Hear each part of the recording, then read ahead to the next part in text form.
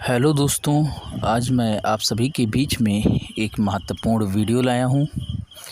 यह video agriculture से संबंधित है, तो मैं चाहूँगा कि आप यह वीडियो लास्ट तक ज़रूर देखें। अगर वीडियो आपको पसंद आए तो कृपया वीडियो को लाइक कीजिए, चैनल पर नए हैं तो चैनल को सब्सक्राइब कीजिए। दोस्तों, आज के इस वीडियो में हम लोग कंप्लीट कैश क्रॉप और रेशे वाली फसल के बारे में देखने वाले हैं। अगर आप मेरे और भी वीडियो देखना चाहते हैं तो चैनल पर जाकर देख सकते हैं, वहां पर प्लेलिस्ट बना दी गई है। साथ ही में जो लोग टेलीग्राम ग्रुप को नहीं ज्वाइन किए हैं ज्वाइन कर लें, डिस्क्रिप्शन बॉक्स में लिंक दे दिया जाएगा। तो चलिए बिना टाइम गवाए वीडियो को शुरू करते हैं। वीडियो पसंद आए वीडियो को लाइक कीजिए, चैनल पर नए हैं तो चैनल को सब्सक्राइब कीजिए। चलिए वीडियो को शुरू करते हैं।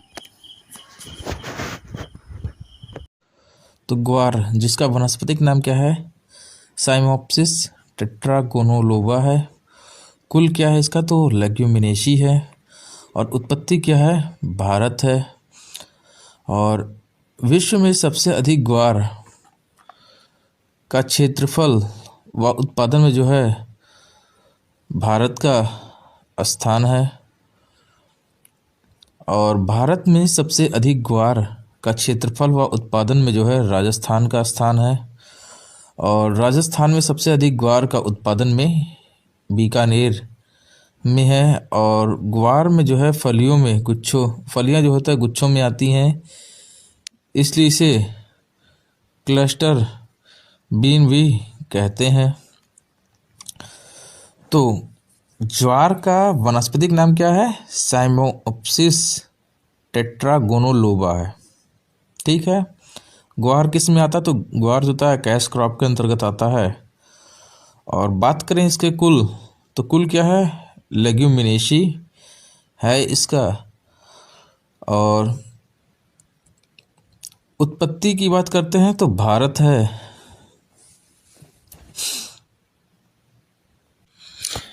और भारत और किस फसल का उत्पत्ति स्थान है, तो मूंग का जो है भारत है।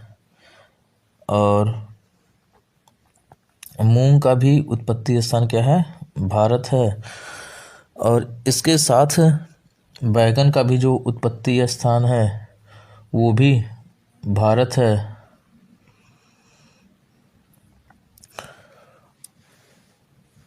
और फिर विश्व में जो है सबसे अधिक ग्वार का देखते हैं तो क्षेत्रफल व उत्पादन में भारत है। और भारत में सबसे अधिक ग्वार का क्षेत्रफल व उत्पादन देखते हैं तो उसमें राजस्थान है। और राजस्थान में देखा जाए तो बीकानेर है। तो विश्व में सबसे अधिक क्षेत्रफल व उत्पादन में कौन है, तो भारत है। विश्व में भारत, और भारत में राजस्थान, और राजस्थान में कौन है, बीकानेर है।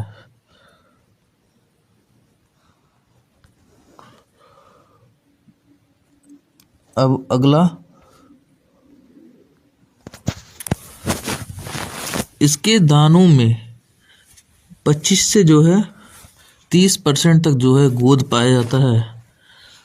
और इसलिए जो है इनका विदेशों में जो है निर्यात किया जाता है। तो दानों में कितना परसेंट गोंद पाया जाता है, तो 25 से 30% तक गोंद पाया जाता है, जिसकी वजह से इनका प्रयोग किस में किया जाता है, तो विदेशों में निर्यात में किया जाता है। और भारत में ग्वार का प्रयोग जो है पशु आहार, हरी सब्जी, हरी खाद, चारा और विस्फोटक एवं गम बनाने में किया जाता है। तो भारत में ग्वार का उपयोग किस में किया जाता है, तो ग्वार का प्रयोग जो है पशु आहार में किया जाता है। पशु को चारा के रूप में दिया जाता है। उसके बाद हरी सब्जी के रूप में दिया जाता है, हरी खाद के रूप में दिया जाता है, और विस्फोटक के रूप में और गम बनाने के लिए किया जाता है। और ग्वार के दानों में प्रोटीन कितना होता है, तो 30 से 33% तक प्रोटीन पाया जाता है। प्रोटीन कितना होता है, 30 से 33% पाया जाता है। अच्छा, धान में कौन सा प्रोटीन पाया जाता है? तो ओराइजिन पाया जाता है। और गेहूं में कौन सा प्रोटीन है? तो गेहूं में ग्लूटीन प्रोटीन होता है। और उसके बाद मक्का में कौन सा प्रोटीन है? तो मक्का में जिन नामक प्रोटीन पाया जाता है।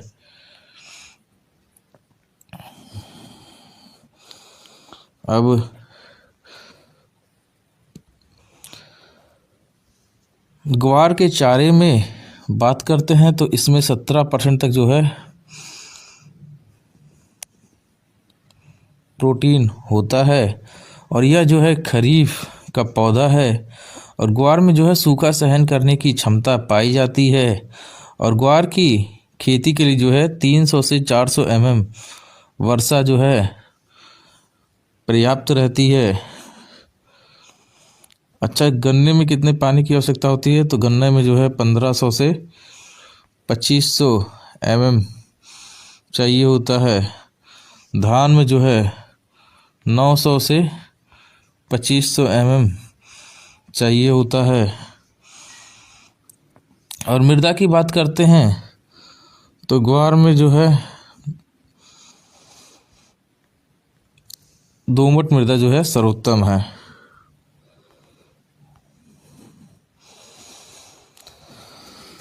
तो ग्वार के जो है दानों में 25 से 30% तक गोंद पाया जाता है, इसलिए इसका जो है विदेशों में निर्यात किया जाता है। और भारत में ग्वार का प्रयोग होता है पशु आहार, हरी सब्जी, हरी खाद, चारा और उसके बाद विस्फोटक एवं गम बनाने के लिए किया जाता है। और ग्वार के दानों में प्रोटीन 30 से 33% होती है। और ग्वार के चारे में जो है 17% प्रोटीन होता है। और यह जो है खरीफ सीजन का जो है पौधा है। और ग्वार में जो है सूखा सहन करने की क्षमता पाई जाती है। और ग्वार की खेती के लिए जो है 300 से 400 mm वर्षा पर्याप्त रहती है। और उसके बाद मृदा की बात करते हैं तो दोमट मृदा सर्वोत्तम होती है।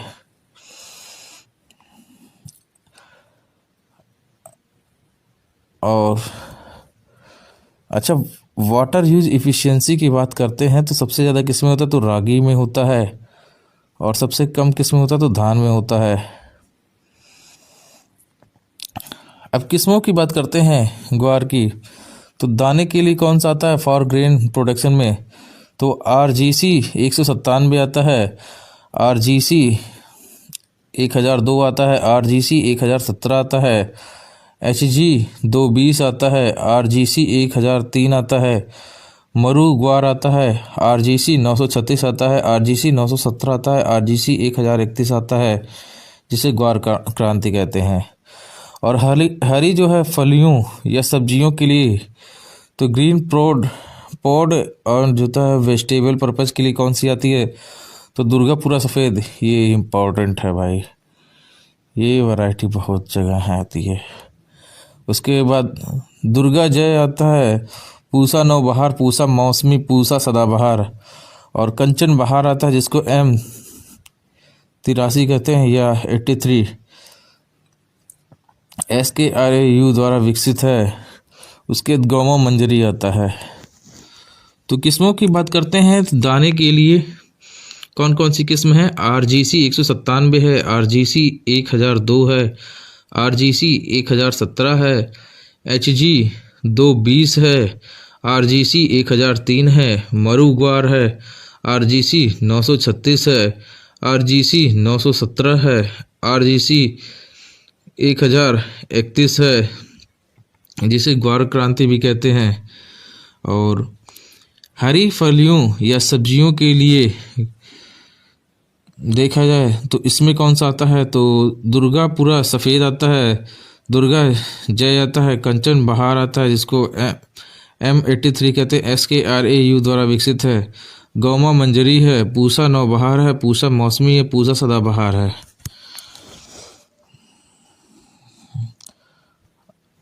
और उसके बाद फिर अब बीज दर की बात करते हैं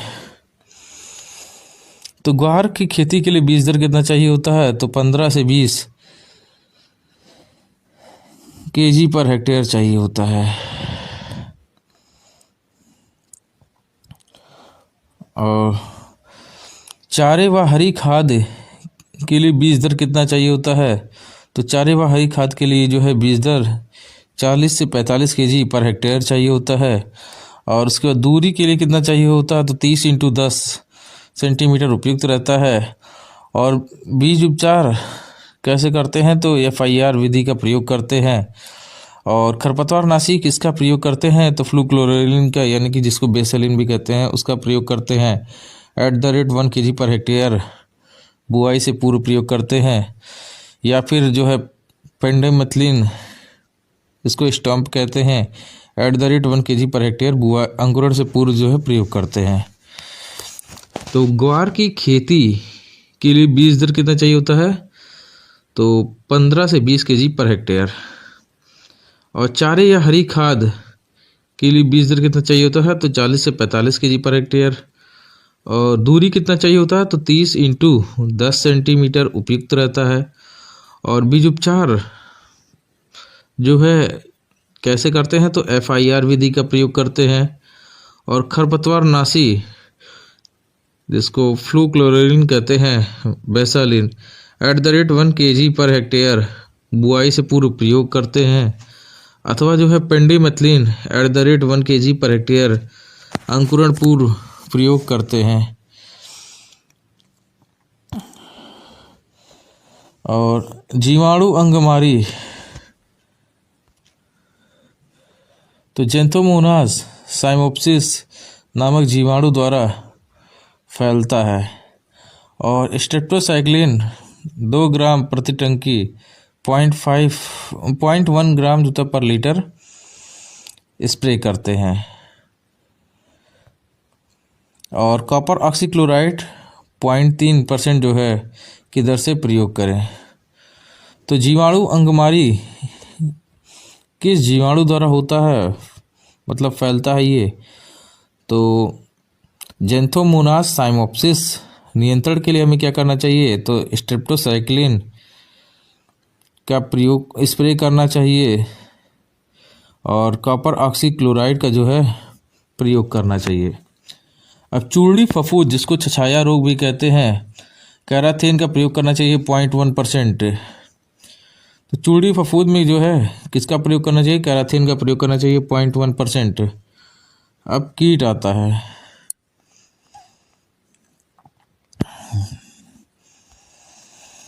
तो कीट में कौन सा आता है? सफ़ेद लट आता है, जिसको वाइट ग्रब कहते हैं। बुआई से पूर्व क्या होता है? फोरेट का प्रयोग करना चाहिए 10 kg पर हेक्टेयर। फिर आता है कतरा आता है, जिसमें क्या होता है? Methyl parathion 25 kg per hectare बुआई करना चाहिए। उसके बाद क्या होता है? माहू आता है। नियंत्रण के लिए जो है मेटासिस्टॉक @ 3 ml पर लीटर के हिसाब से प्रयोग करना चाहिए। और उपज जो है 10 से 15 क्विंटल प्रति हेक्टेयर प्राप्त होता है। तो कीट में कौन सा आता है? तो सफ़ेद लट आता है, जिसको वाइट ग्रब कहते हैं। बुआई पूर्व जो होता है फोरेट 10 kg पर हेक्टेयर जो है प्रयोग करना चाहिए। और कतरा मिथाइल पैराथियान, इसके लिए जो है प्रयोग करना चाहिए। और माहू के लिए मेटासिस्टॉक @ 3 ml प्रति लीटर के हिसाब से छिड़काव करना चाहिए। और उपज कितना होता है? तो 10 से 15 क्विंटल प्रति हेक्टेयर होता है। तो कीट इसमें 3 लगते हैं, जिसमें आता है सफ़ेद लट, कतरा, उसके बाद माहू आता है। और उसके बाद रोग जो है इसमें 2 लगते हैं। एक होता है जीवाणु अंगमारी ब्लाइट, जिसको कहते हैं ज़ैंथोमोनास साइमोप्सिस। और उसके बाद दूसरा आता है चूड़ी फफूंद छछाया रोग, जिसका वैज्ञानिक नाम है सेकेरम ऑफिसिनेरम। कुल इसका ग्रेमनी है। और गन्ना जो है, जिसको इंग्लिश में शुगर केन कहते हैं, यह संस्कृत भाषा की जो है शर्करा शब्द से बना है। और चीनी उद्योग का कृषि पर आधारित उद्योगों में टेक्सटाइल उद्योग के बाद जो है दूसरा स्थान आता है, मतलब पहले पे टेक्सटाइल उद्योग आता है और उसके बाद दूसरे पे कौन सा आता है, चीनी उद्योग आता है। और विश्व में ब्राज़ील जो है गन्ना उत्पादन में प्रथम स्थान पे है और भारत जो है दूसरे स्थान पे है। तो ब्राज़ील गन्ना के उत्पादन में पहला पोजीशन रखता है और भारत जो है दूसरा पोजीशन रखता है, ठीक है। और भारत में गन्ने का उत्पादन जो है उत्तर प्रदेश प्रथम स्थान है और महाराष्ट्र राज्य जो है दूसरा स्थान है। और गन्ने की उत्पादकता में जो है तमिलनाडु का प्रथम स्थान है। तो उत्पादन में यूपी जो है फर्स्ट पोजीशन पे आता है और उसके बाद जो है सेकंड पोजीशन पे कौन आता है, तो महाराष्ट्र आता है। और उसके बाद और उत्पादकता की बात करते हैं तो तमिलनाडु जो है ये जो है पहले स्थान पे आता है। और भारतीय गन्ना अनुसंधान संस्थान IISR कहाँ पर है, लखनऊ में है।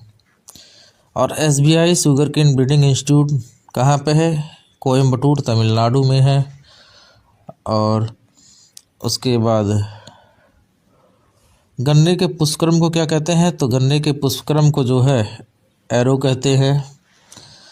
तो गन्ना जिसका वैज्ञानिक नाम क्या है, सेकेरम ऑफिसिनेरम, कुल क्या है इसका, तो कुल इसका ग्रैमनी में आता है।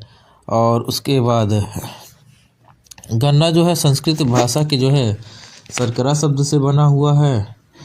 और टेक्सटाइल उद्योग जो है कृषि आधारित उद्योग में पहला स्थान है, जबकि दूसरा किसका पोजीशन है, तो वो चीनी उद्योग का है। और विश्व में बात करें तो ब्राज़ील जो है गन्ना उत्पादन में प्रथम स्थान पे है और भारत क्या है, दूसरे स्थान पर है। और भारत में गन्ना उत्पादन की बात करें तो उत्तर प्रदेश पहले स्थान पे है, महाराष्ट्र दूसरे स्थान पे है। और गन्ने की उत्पादकता देखें तो वो तमिलनाडु पे है, ये इम्पोर्टेंट है। और ये भी, और भारतीय गन्ना अनुसंधान संस्थान कहाँ पर है, तो ये लखनऊ में स्थित है। इसका शॉर्ट फॉर्म IISR है। और शुगर केन ब्रीडिंग इंस्टीट्यूट कहाँ पे है, तो कोयम्बटूर तमिलनाडु में है। और उसके बाद गन्ने के पुष्पक्रम जो है वो क्या कहलाता है, तो वो एरो कहलाता है। एरो या इसको ओपन पेनिकल भी कहते हैं। और गन्ना क्या है, एक C4 तथा इंटरमीडिएट जो है सॉर्डे प्लांट है। C4 है एवं इंटरमीडिएट जो है सॉर्डे प्लांट है। और गन्ना जो है परपरागित क्रॉस पॉलिनेटेड फसल है। और गन्ने में जो है 78% पानी होता है, 8 से 21% सुक्रोज होता है, 8 से 10% गुण होता है। तो गन्ने में पानी कितना होता है, 78% होता है। और सुक्रोज कितना होता है, हालांकि ये थोड़ा आंकड़ा गड़बड़ दिख रहा है। गन्ने में जो सुक्रोज है वह जो है आपका 10 से 12% होता है और गुण की मात्रा जो है 12 से 15% होता है। अब वर्गीकरण की बात करते हैं तो वर्गीकरण में कौन सा आता है, पहला आता है सेकेरम ऑफिसिनेरम आता है। इसे नोबल केन या उष्ण गन्ना भी कहते हैं। उत्पत्ति क्या है इसकी, तो न्यू गिनिया है, न्यू गिनी। और भारत में मुख्यतः यही उगाया जाता है। और उसके बाद यह गन्ना जो होता है मीठा होता है, रसीला होता है और चबाने के लिए अच्छा होता है। और शर्करा की मात्रा जो है अधिक होता है और रेशे की मात्रा जो होता है बहुत कम होता है। और नोबेल केन को जो है TS वेंकटरमन ने जो है विकसित किया था। और ये शुगर केन विजार्ड के नाम से प्रसिद्ध है। और 2N कितना होता है, तो 80 होता है। तो सेकेरम ऑफिसिनेरम इसे क्या कहते हैं, नोबेल केन कहते हैं। व उष्ण गन्ना भी कहते हैं। और न्यू गिनी जो था इसका उत्पत्ति है। और भारत में जो था मुख्यतः यह गन्ना उगाया जाता है। और यह गन्ना जो है मीठा व रसीला होता है, जो चबाने के लिए जो है अच्छा है। उसके बाद इसमें जो है शर्करा की मात्रा अधिक होती है और रेशे की मात्रा बहुत कम होती है। और नोबल केन की बात करते हैं तो टी.एस. वेंकटरमन ने विकसित किया। और ये जो है शुगर केन विजार्ड के नाम से जाना जाता है, प्रसिद्ध है। और इसमें गुणसूत्र कितना होता है, 2N80 होता है। अब आता है अगला सेकेरम बॉरबेरी आता है। तो सेकेरम बॉरबेरी क्या है, यह भारतीय गन्ना कहलाता है। इसमें जो है तना जो है पतला होता है, छोटा होता है और मीठा होता है। और सेकेरम साइनेंसिस अगला आता है, ये इसे चाइनीज गन्ना कहते हैं। गन्ना लंबा पतला होता है और पत्तियां चौड़ी होती हैं। और फिर जंगली प्रजाति आता है जिसमें सेकेरम स्पॉटिनियम तथा सेकेरम रोबस्टम आता है। तो सेकेरम बॉरबेरी क्या है, एक अगर जो पूछा जाए गन्ने में कौन सा प्रजाति है जो मतलब भारतीय गन्ना कहलाता है, तो उसमें सेकेरम बॉरबेरी आता है। और भारत में कौन किसकी जो है खेती सबसे ज़्यादा होती है, तो सेकेरम ऑफिसिनेरम का होता है। और चाइनीज गन्ना कौन सा, तो सेकेरम साइनेंसिस है। और जंगली प्रजाति कौन सा है, तो सेकेरम स्पॉटिनियम और सेकेरम रोबस्टम है। अब जलवायु की बात करते हैं तो इसमें जो है गन्ने में उष्णकटिबंधीय पादप है और गर्म व आर्द्र जलवायु की आवश्यकता होती है। और वर्षा की बात करें तो 1500 से 2500 mm जो है पानी चाहिए होता है। और अधिक तापमान के कारण जो है सुक्रोज जो है ग्लूकोज में बदल जाता है और गन्ने की गुणवत्ता क्या होता है, ख़राब हो जाता है। मतलब टेम्परेचर ज़्यादा हो जाने पर इसमें नुकसान होता है। और उसके बाद अच्छी वृद्धि के लिए उचित तापमान 26 से 32 डिग्री सेल्सियस होना चाहिए। और पकाव के लिए उचित तापमान जो है 18.6 डिग्री सेल्सियस व कम आर्द्रता और अच्छी धूप होनी चाहिए। और उत्तरी भारत में जो है ठंडा जलवायु होने के कारण होता है गन्ने की उपज कम रहती है। और दक्षिण भारत में जो है जलवायु गन्ने के लिए उपयुक्त है। अतः जो है पुष्पन की क्रिया इसी क्षेत्र में होती है। तो अगर पूछा जाए कि पुष्पन की क्रिया जो है किस क्षेत्र में होता है भारत के, तो दक्षिण भारत में होता है। तो जलवायु कैसा चाहिए होता है, उष्णकटिबंधीय जो है पादप जलवायु चाहिए होता है। और उसके बाद गर्म व आर्द्र जलवायु आवश्यकता होती है इसमें। और वर्षा की बात करें तो 1500 से जो है 2500 mm जो है वर्षा चाहिए होता है। और अधिक तापमान के कारण होता है सुक्रोज तथा ग्लूकोज में जो है बदल जाता है। सुक्रोज क्या होता है, इसमें ग्लूकोज में बदल जाता है, कन्वर्ट हो जाता है। और जिससे क्या होता है गन्ने की गुणवत्ता खराब हो जाती है। और अच्छी वृद्धि के लिए उचित तापमान कितना चाहिए होता है, तो 26 से 32 डिग्री सेल्सियस चाहिए होता है। और पकाव के लिए उचित तापमान 18.6 डिग्री सेल्सियस व कम आर्द्रता एवं अच्छी धूप होनी चाहिए। और उत्तरी भारत में ठंडा जलवायु रहने से क्या होता है गन्ने की उपज जो है कम रहती है। और दक्षिण भारत में जलवायु जो है, दक्षिण भारत की जो जलवायु है वो गन्ना के लिए उपयुक्त है। अतः जो है पुष्पन क्रिया इसी क्षेत्र में होती है।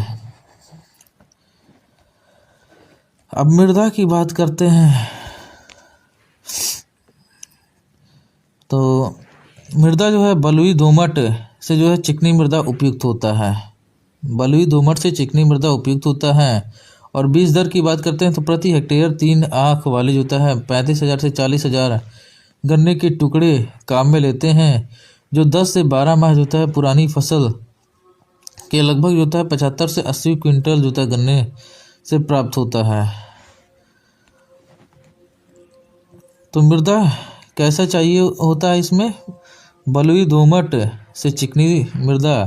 और बीज दर में देखा जाए तो प्रति हेक्टेयर जो है 3 आँख वाले जो है 35 से 40,000 गन्ना जो है तने के टुकड़े काम में लेते हैं, गन्ने के जो है तने के टुकड़े काम में लेते हैं, कितना लेते हैं तो 35,000 से 40,000, कई जगह पूछा जाता है।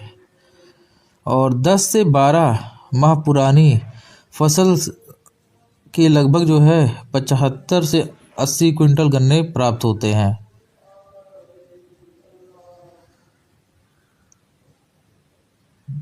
और 2 आँख वाली जो है 80,000 से 1 लाख गन्ने के टुकड़े और 10 से 12 माह जो तक पुरानी फसल के हों तो प्रति हेक्टेयर प्रयोग करें। और उसके बाद बुआई हेतु जो है गन्ने के टुकड़े पौध के जो है ऊपरी 1/3 हिस्सा जो है आधा भाग से जुता है प्राप्त करें। और पौधे के ऊपरी तने में जो है ग्लूकोज की मात्रा अधिक होती है जो अंकुरण में सहायक होता है।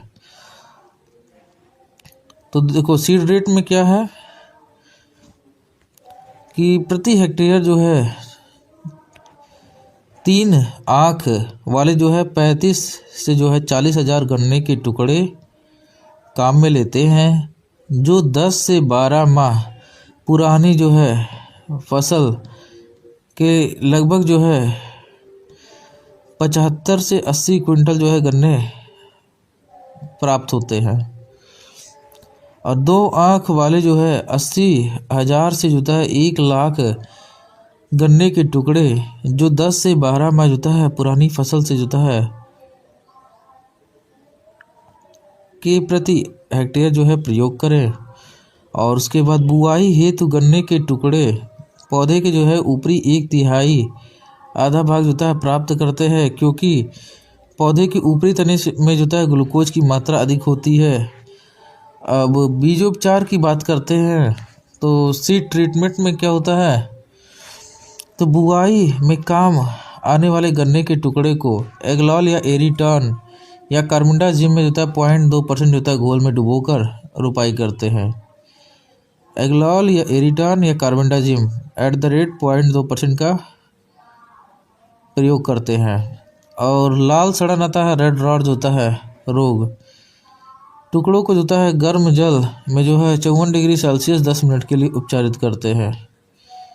तो लाल सड़न गर्म जल में जो है 54 डिग्री सेल्सियस में 10 मिनट तक के लिए उपचारित करते हैं। और पंख की दूरी कितना होता है, तो एक साली 60 से 90 सेंटीमीटर तथा अर्धसाली में क्या होता है 120 सेंटीमीटर दूरी रखते हैं। तो एक साली में 60 से 90 सेंटीमीटर, अर्धसाली में जो है 120 सेंटीमीटर रखते हैं। अब बुआई का समय, सोइंग टाइम क्या है, तो शरतकालीन में जो है अक्टूबर में होता है, बसंतकालीन में फरवरी मार्च होता है उत्तरी भारत में, और शरद बसंतकालीन जो कि 1 साल की फसल है होती है, और जबकि अर्धसाली क्या है 18 महीने की है। शरद और बसंतकालीन क्या होता है 1 साल का है, और अर्धसाली जो है 18 महीने का है। और वर्षाकालीन जो है जुलाई महाराष्ट्र व जो है दक्षिण भारत में किया जाता है। तो वर्षाकालीन कब किया जाता है बुआई, तो जुलाई में किया जाता है। और कहाँ किया जाता है, महाराष्ट्र और दक्षिण भारत में। तो बुआई का समय क्या है, अक्टूबर है शरतकालीन में, और बसंतकालीन में कब है, तो फरवरी मार्च है उत्तरी भारत में। उत्तर भारत में ये है, और दक्षिण भारत में वर्षाकालीन होता है। और शरद और बसंतकालीन जो होता है 1 साल की फसल होती है, और अर्धसाली जो है 18 महीने की जो है फसल होती है। और वर्षाकालीन जो है कहाँ पे किया जाता है, तो महाराष्ट्र व दक्षिण भारत में जुलाई में किया जाता है। अब किस्म की बात करते हैं, तो गन्ने में किस्म कौन कौन सी है, तो इसमें COS 1148 है, COS होता है 9254 है, COS 1253 और CO 419 वंडरकेन जिसे कहते हैं, और उसके बाद CO 449 है। और SBI sugar cane breeding institute Coimbatore Tamil Nadu में स्थित है, तो किस्म में कौन सा था? COS जूता है 1148 है, COS जूता है 9254 है, COS 1253 है, COS 419 है जिसे वंडर केन कहते हैं, और CO 449 है, और SBI sugar cane breeding institute Coimbatore Tamil Nadu में है। अब बुआई की विधि, तो इसमें आता है पहला समतल विधि आता है जिसको फ्लैट मेथड कहते हैं। तो इस विधि से जो है उत्तरी भारत में जो है उगाया जाता है, और यह साधारणता तथा सामान्य विधि है, और गहराई जो है 8 से 10 सेंटीमीटर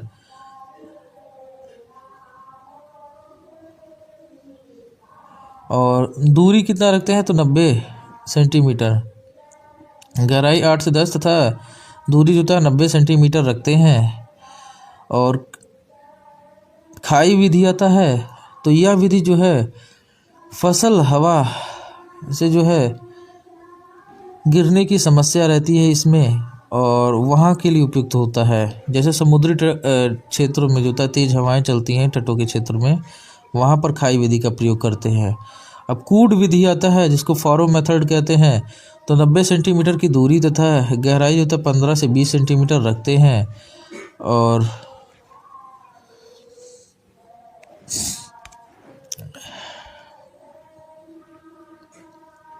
भारी मृदा में गन्ने की बुआई के लिए सबसे उपयुक्त विधि है, और जो सामान्यतः जो है दक्षिण भारत में अपनाई जाती है।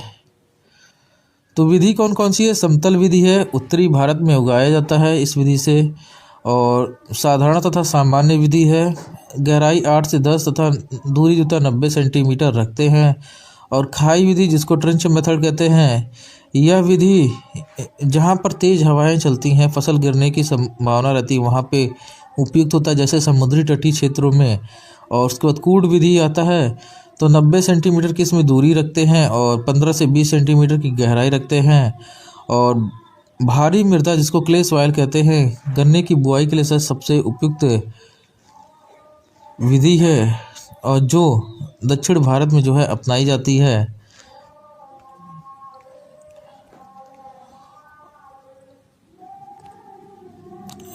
अब आता है गन्ने में रेटूनिंग आता है। तो गन्ने में कटाई के बाद अवशेष तने के अंकुरण होने से जो होता है नई फसल लेना, जो शेष तना रहता है उससे क्या होता है कि उसके अंकुरण से नए फसल लेना रेटूनिंग कहा जाता है। और इसमें सामान्यतः जो था फसल की अपेक्षा जो था 20% अधिक नाइट्रोजन दी जाती है। 20% अधिक नाइट्रोजन देके जो है फसल लिया जाता है। अब अगला है गन्ने की फसल में की जाने वाली क्रियाएं। तो इसमें आता है अंधी गुड़ाई आता है, ब्लाइंड हैरोइंग आता है, होइंग। तो गन्ना एवं आलू की फसल में बुआई के बाद व अंकुरित होने से पहले हल्की जो है गुड़ाई की जाती है। फिर आता है मिट्टी चढ़ाना, अर्थिंग अप। तो जुलाई अगस्त माह में जो है पौधे के तने के पास जो है मिट्टी चढ़ा दिया जाता है। और यह क्रिया जो है समतल विधि में बोए गए गन्ने में दक्षिण भारत में करते हैं। और उसके बाद आता है टाइंग या बांधना आता है।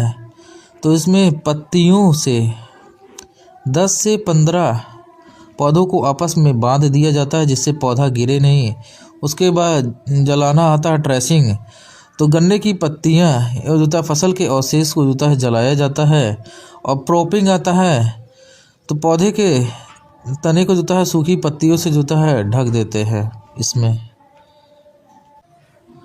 तो अंधी गुड़ाई में क्या करते हैं, ब्लाइंड हैरोइंग में कहता है गन्ना एवं आलू की फसल में बुआई व अंकुरित होने से पहले जो हल से जो है गुड़ाई की जाती है।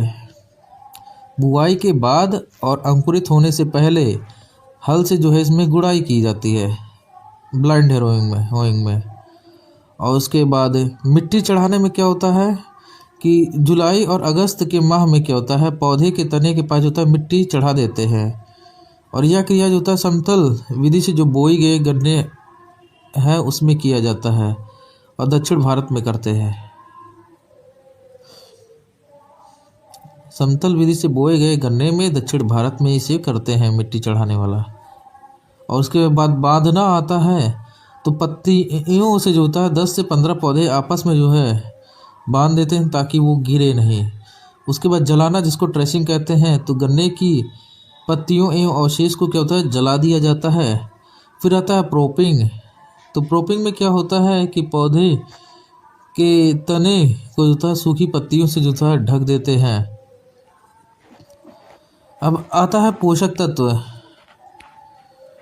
तो गन्ने में पोषक तत्व में नाइट्रोजन 120 से 150 KG per hectare, phosphorus 60 KG per hectare, potash होता है 40 केजी पर हेक्टेयर।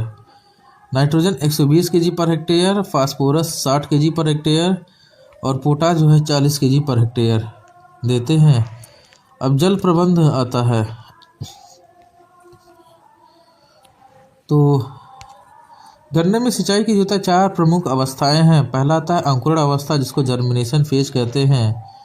यह 0 से 60 दिन तक का होता है, बुआई के 60 दिन तक का। दूसरा आता है फॉर्मेटिव स्टेज, यही इंपॉर्टेंट स्टेज है इसमें, और 60 से 130 दिन जो था, इस समय जो था अधिक सिंचाई की आवश्यकता होती है और मुख्य क्रांतिक अवस्था है। और तीसरा था ग्रांड अवस्था था, जिसको ग्रांड फेज कहते हैं, तो बुआई के 130 से 250 दिन तक का होता है। और परिपक्व अवस्था आता है चौथा 250 से 350 दिन का होता है। तो पहला अंकुरण अवस्था था जर्मिनेशन फेज, 0 से 60 दिन का होता है। दूसरा था फॉर्मेटिव फेज आता है 60 से जो है 130 दिन का होता है और अधिक सिंचाई की आवश्यकता होती है, मुख्य क्रांतिक अवस्था है। और तीसरा आता है ग्रांड अवस्था आता है, जो कि बुआई की जो है 130 से 250 दिन तक का होता है। और चौथा था फॉर्मेटिव स्टेज आता है, तो 250 से 350 दिन का होता है। अब आता है खरपतवार नियंत्रण। तो खरपतवार नियंत्रण वीड मैनेजमेंट में क्या होता है, तो 2,4-D आता है। अंकुरण के जो है 30 से 40 दिन बाद पोस्ट इमर्जेंस होता है @ 1.5 kg पर हेक्टेयर प्रयोग करें। और एट्राजीन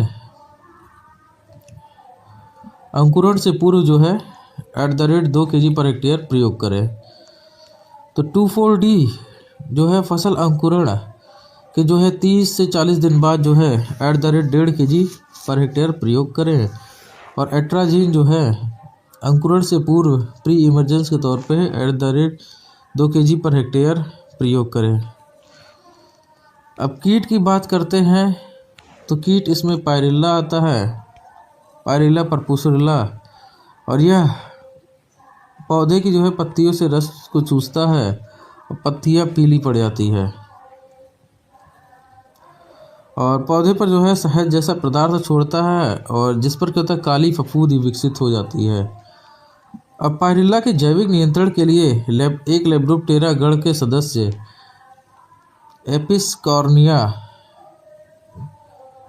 एपिस्कॉर्निया मेनेल्यूका पैरासिटॉइड है, उस कीट को जो है काम में लेते हैं। और बाकी इसके रोकथाम के लिए जो है malathion 50 cc @ 1 litre per hectare की दर से जो है छिड़काव करते हैं। तो पायरिल्ला, जिसका साइंटिफिक नेम पायरिल्ला परपुसुरिल्ला है, और उसके बाद यह जो है पौधों की पत्तियों से जो है रस चूसता है और पत्तियां पीली पड़ जाती हैं तथा जो है पौधे पर शहद जैसा पदार्थ छोड़ता है जिस पर काली फफूंदी विकसित हो जाती है। और पायरिल्ला के जैविक नियंत्रण के लिए लेप्डोप्टेरा गण का सदस्य एप्रिकॉर्निया मेनायूलिका पैरासिटॉइड जो है काम में लेते हैं।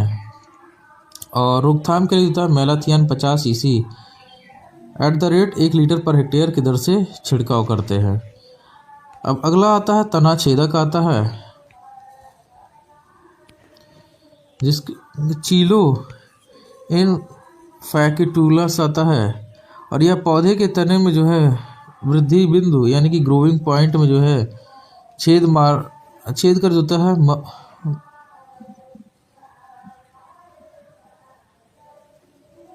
मार देता है, और जो सूखने पर जो होता है डेड हर्ट कहलाता है, छेद कर मार देता है।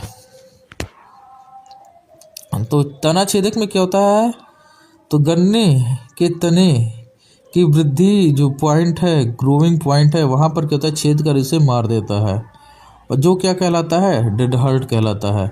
अब चोटी बेधक आता है जिसको टॉप बोरर कहते हैं ऑफ शुगर केन, ट्राइफोराजा नोवेला। इस कीट के प्रकोप से जो है आरंभिक अवस्था में जो है ऊपरी पत्तियां सूख कर जो होता है मर जाती हैं, डेड हर्ट कहलाते हैं। लेकिन बाद में जो है गन्ने के ऊपरी भाग पर जो होता है माथा बदना रोग पैदा होता है, माथा बदना, बंची टॉप।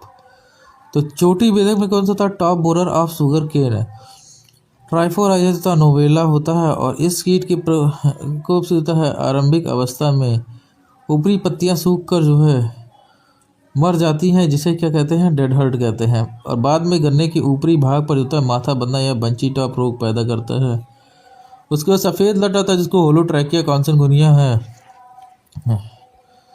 ये बालू मृदा में होता है, जड़ों में प्रकोप ज़्यादा होता है और पौधा सूख जाता है। तो सफ़ेद लट आता है जिसको होलोट्रैकिया कॉन्सनगुनिया है। तो बालू मृदा में जड़ों में जो है प्रकोप ज़्यादा होता है और पौधा सूख जाता है। और दीमक आता है ओडोंटोटर्मिस ओविसस होता है, कम सिंचाई पर जो है प्रकोप ज़्यादा होता है।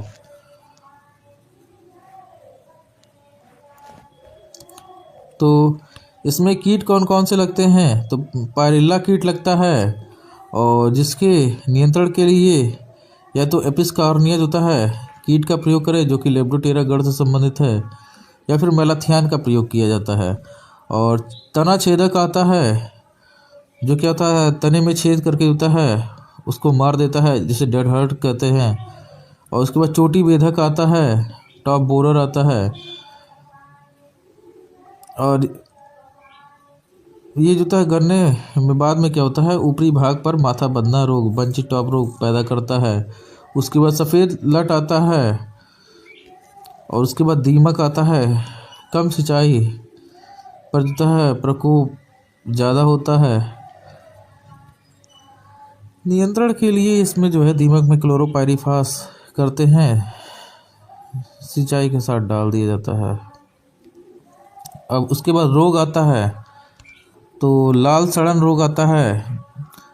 तो इसमें कोलेट्रोटाइकम फॉल्केटम नामक फफूंद द्वारा होता है। ये गन्ने का जो है प्रमुख रोग है। इस रोग से प्रभावित पौधे की पत्तियां सूख जाती हैं और तने को चीरने पर जो होता है लाल रंग की लंबी धारियां दिखाई देती हैं तथा रोग ग्रसित जो है दुर्गंध आती है। तो लाल सड़न रोग जो है यह कोलेट्रोटाइकम फॉल्केटम नामक फफूंद द्वारा होता है। यह गन्ने का जो है प्रमुख रोग है और इस रोग से प्रभावित पौधे की पत्तियां सूख जाती हैं और तने को चीरे पर लाल रंग की जो है धारियां दिखाई देती हैं और रोगग्रसित जो है पौधे से जो है दुर्गंध आती है। अब अगला है कांडुआ रोग आता है।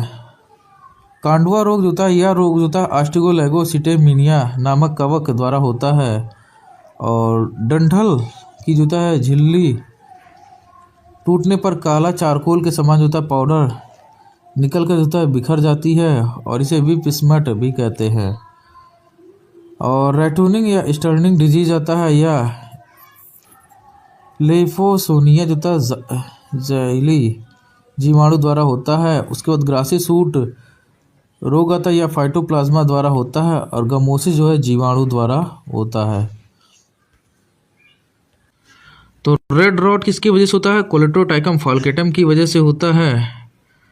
और उसके बाद कांडुआ रोग किसकी वजह से होता है? तो आस्टिगोलेगो होता है, आस्टिगोलेगोसिटेमिनिया द्वारा होता है, इसे विप स्मट भी कहते हैं। और रेटूनिंग स्टर्निंग डिजीज किसकी वजह से होता है? तो लेप्सोनिया जाइली जीवाणु द्वारा होता है। और उसके बाद ग्रासी सूट रोग जो होता है यह फाइटोप्लाज्मा द्वारा होता है। और गमोसिस किसके वजह से होता है? तो जीवाणु द्वारा होता है। अब गन्ने की परिपक्वता, गन्ने में जो है परिपक्वता का परीक्षण मैच्योरिटी टेस्ट, तो इसमें पहला आता है ब्रिक्स रीडिंग आता है और इसमें जो है कुल घुलनशील ठोस की मात्रा जो है मापी जाती है। और हैंड रिफ्रैक्टोमीटर रीडिंग कितना होता है, तो 16 से 18 डिग्री परिपक्वता का सूचक होता है। तो ब्रिक्स रीडिंग आता है तो इसमें कुल घुलनशील ठोस यानी कि TSS की मात्रा मापी जाती है। और हैंड रिफ्रैक्टो रीडिंग 16 से 18 डिग्री परिपक्वता का सूचक है। फिर आता है ब्रिक्स अनुपात कितना होता है इसमें, तो 0.9 से 1 ब्रिक्स अनुपात रखा जाता है।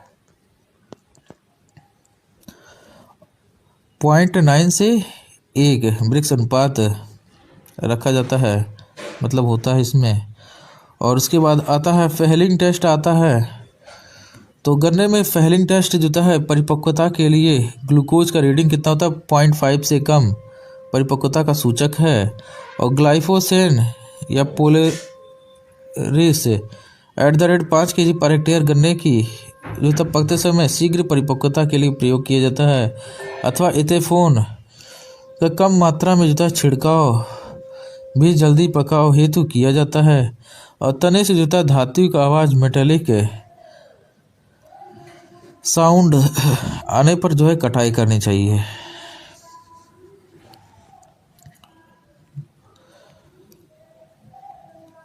तो ब्रिक्स रीडिंग क्या होता है, इसमें कुल घुलनशील ठोस यानी कि TSS की मात्रा जो होता है मापी जाती है। और हैंड रिफ्रैक्टोमीटर रीडिंग कितना होता है, 16 से 18 डिग्री परिपक्वता का सूचक है। और ब्रिक्स अनुपात कितना है, तो 0.9 से 1 होता है ब्रिक्स अनुपात रखनी चाहिए। और उसके बाद फेहलिंग टेस्ट क्या होता है, तो परिपक्वता के लिए ग्लूकोज रीडिंग कितना होता है, तो इसमें 0.5 से कम होता है। और तने से जो धात्विक आवाज़ आने पर जो कटाई करनी चाहिए। अब गन्ने का सह उत्पाद कौन सा है, तो बेगासेस आता है और मोलासेस आता है और प्रेसमेड आता है। तो ब्रेगासेस जो होता है गन्ने के जूस जो है निकाल लेने के बाद बचा हुआ तने का अवशेष है, जो ईंधन के रूप में जलाने पर होता है जलाने व जो कागज़ बनाने के काम में आता है। तो बेगासेस का यूज कहाँ होता है, ईंधन के रूप में जलाने व कागज़ बनाने में काम में आता है।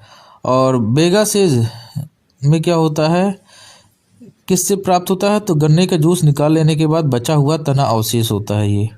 और मोलासेस क्या होता है, तो गन्ने के जूस का उत्पाद जो अल्कोहल बनने व क्षारीय भूमि में सुधार हेतु प्रयुक्त होता है। तो मोलासेस का प्रयोग कहाँ होता है, अल्कोहल बनाने में व जो है क्षारीय भूमि में जो है सुधार के लिए प्रयुक्त होता है। और प्रेसमेड क्या होता है, तो the residue mud that left after filtration से जुता है बाहर निकलता है of sugar cane juice bottom after filtration है। यह अम्लीय भूमि के सुधार में जो है में काम लिया जाता है। और 400 से 600 क्विंटल पर हेक्टेयर इसमें उपज होता है।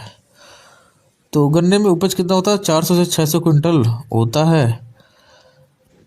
और खाई विधि में बुआई करने से जो 700 क्विंटल पर हेक्टेयर उपज प्राप्त होता है। और उत्तर भारत में एक साली गन्ना उगाने व ठंडा जलवायु होने के कारण जो होता है 300 से 400 क्विंटल पर हेक्टेयर उपज होता है। और गन्ने में रैटून फसल लेने पर जल्द परिपक्व हो जाती है, लेकिन उपज जो है कम होती है। तो गन्ने में अगर जो रैटून फसल लेते हैं तो उससे क्या होगा, फसल जो है आपकी जल्दी परिपक्व होगी, लेकिन प्रोडक्शन आपका कम हो जाएगा। और खाई विधि से अगर जो बुआई किया जाता है तो उसमें 700 क्विंटल पर हेक्टेयर प्राप्त होता है, लेकिन उत्तर भारत में एक साली जो गन्ना उगाने के जो है ठंडा जलवायु होने के कारण यहाँ पे 300 से 400 क्विंटल पर हेक्टेयर होता है। अब आता है इम्पोर्टेंट पॉइंट, इसको हटाओ यार, पॉइंट है भाई ये सब।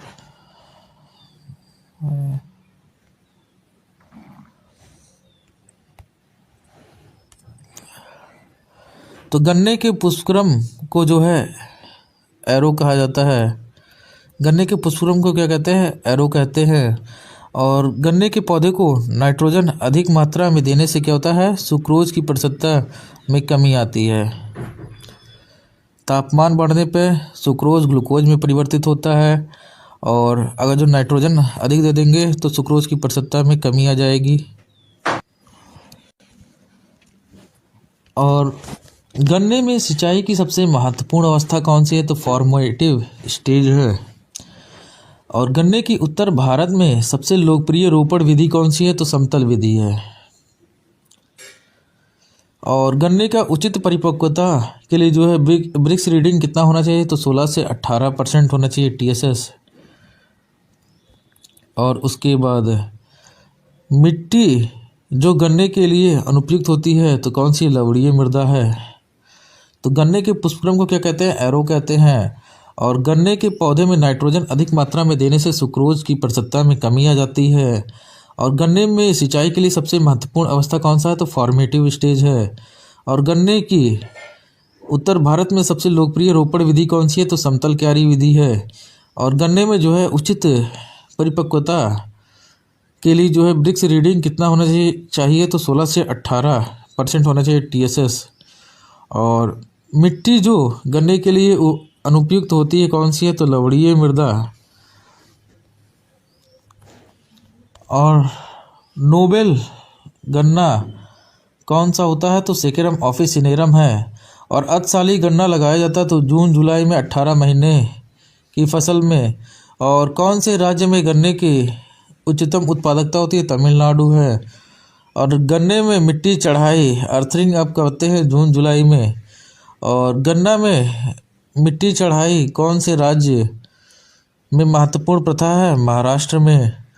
और गन्ना बांधने का काम जो है अगस्त के महीने में किया जाता है। और गन्ने में पंख से पंख की दूरी रखते हैं तो 90 सेंटीमीटर रखते हैं। और जंगली गन्ने का नाम क्या है? सेकेरम स्पॉर्टेनियस है।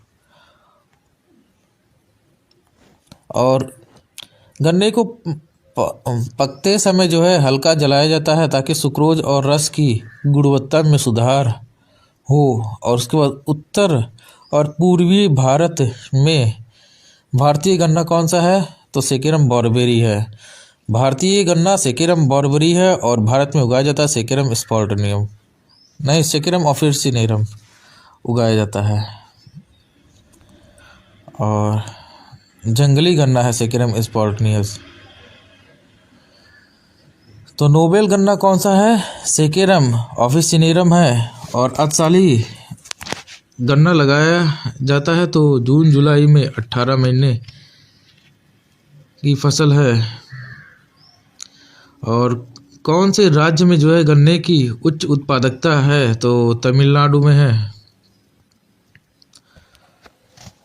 और गन्ने में जो है मिट्टी चढ़ाई जाती है जून जुलाई में।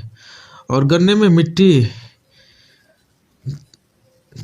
चढ़ाई जो होता है अर्थरिंग अप जो होता है महत्वपूर्ण प्रथा है महाराष्ट्र में।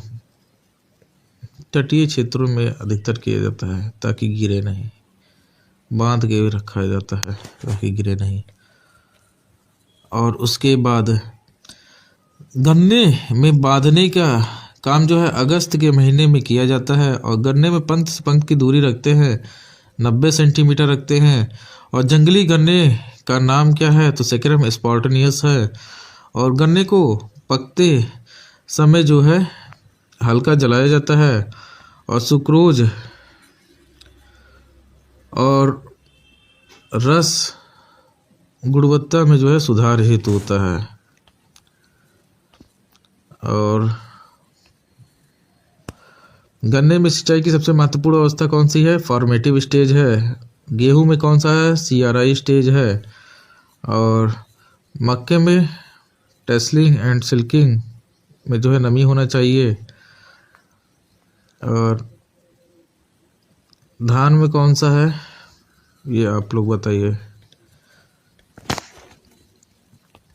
कपास जो गैस प्लस रेशे वाली फसल है, इसे रेशा जो है मिलता है और साथ में इसे बेचकर हम पैसा भी प्राप्त करते हैं।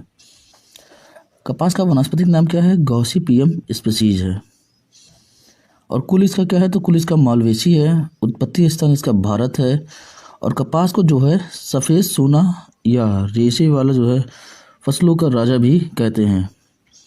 वाइट गोल्ड या किंग्स ऑफ फाइबर भी कहा जाता है कपास को। और कपास की खली में जो नाइट्रोजन होता है वो 6% पाया जाता है। और वहीं मूंगफली की खली में कितना % नाइट्रोजन होता है? तो 7.2 के करीब में होता है। और कुसुम की खली में 7.8 के करीब में, 8 या 9 के करीब में होता है। और विश्व में जो है कपास के क्षेत्रफल में भारत का स्थान जो है प्रथम स्थान है। और 2020 में देखा जाए तो भारत का उत्पादन में जो है द्वितीय स्थान है। और चीन का जो है पहला और यूएसए का जो है तीसरा स्थान है। तो कपास क्या है? ये कैश प्लस रेशे वाली फसल है। वानस्पतिक नाम क्या है इसका? गॉसिपियम स्पीसीज है। और कुल क्या है इसका? कपास का जो कुल है वो मालवेसी है। उत्पत्ति स्थान क्या है? तो कपास का जो उत्पत्ति स्थान है वो भारत है। और कपास को क्या कहते हैं? तो सफ़ेद सोना या रेशे वाली जो है फसलों का राजा कहते हैं। वाइट गोल्ड या किंग्स ऑफ फाइबर कहते हैं। और गेहूं को जो है अनाजों का राजा कहते हैं। और कपास की खली में जो है 6% नाइट्रोजन पाया जाता है। और विश्व में कपास के क्षेत्रफल में भारत का स्थान जो है प्रथम स्थान है। और वर्ष 2020 में देखा जाए तो उत्पादन में जो है भारत का द्वितीय स्थान है। वहीं चीन का जो है पहला है और यूएसए का तीसरा है। पहले पे चीन है और फिर दूसरे पे भारत है और उसके बाद तीसरे पे जो है यूएसए है।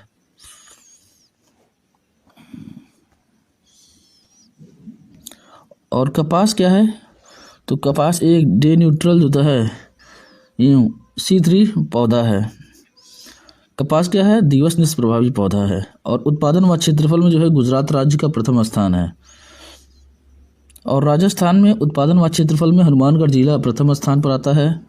और कपास की रुई की एक गांठ जो बॉल होता है उसका वजन कितना होता है? 170 किलो होता है। वहीं जूट की एक गांठ का वजन कितना होता है? तो 180 किलोग्राम होता है। और कपास में तेल की मात्रा कितना होता है? 15 से 25% होता है। और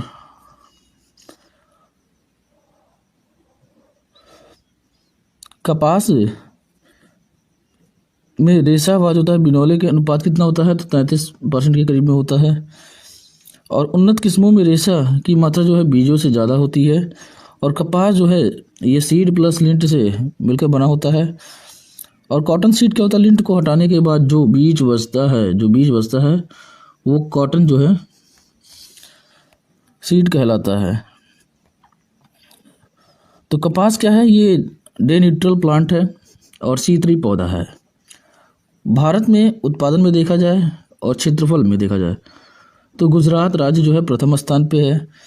और कपास की रुई में जो है एक गांठ का वजन कितना होता है? तो 170 किलो होता है। जबकि जूट की एक गांठ यानी कि बॉल का वजन कितना होता है? 180 किलो होता है। और कपास में तेल की मात्रा कितना होता है? तो 15 से 25% पाया जाता है। और उसके बाद कपास में जो होता है रेशा व बिनौले का अनुपात कितना होता है? तो -33% होता है। और उन्नत किस्मों में रेशे की मात्रा जो है बीजों से ज़्यादा होती है। और कपास जो है सीड प्लस लिंट से मिलकर बना होता है। और कॉटन सीड क्या होता है? लिंट हटाने के बाद जो बीज बचता है उसे कॉटन सीड कहते हैं।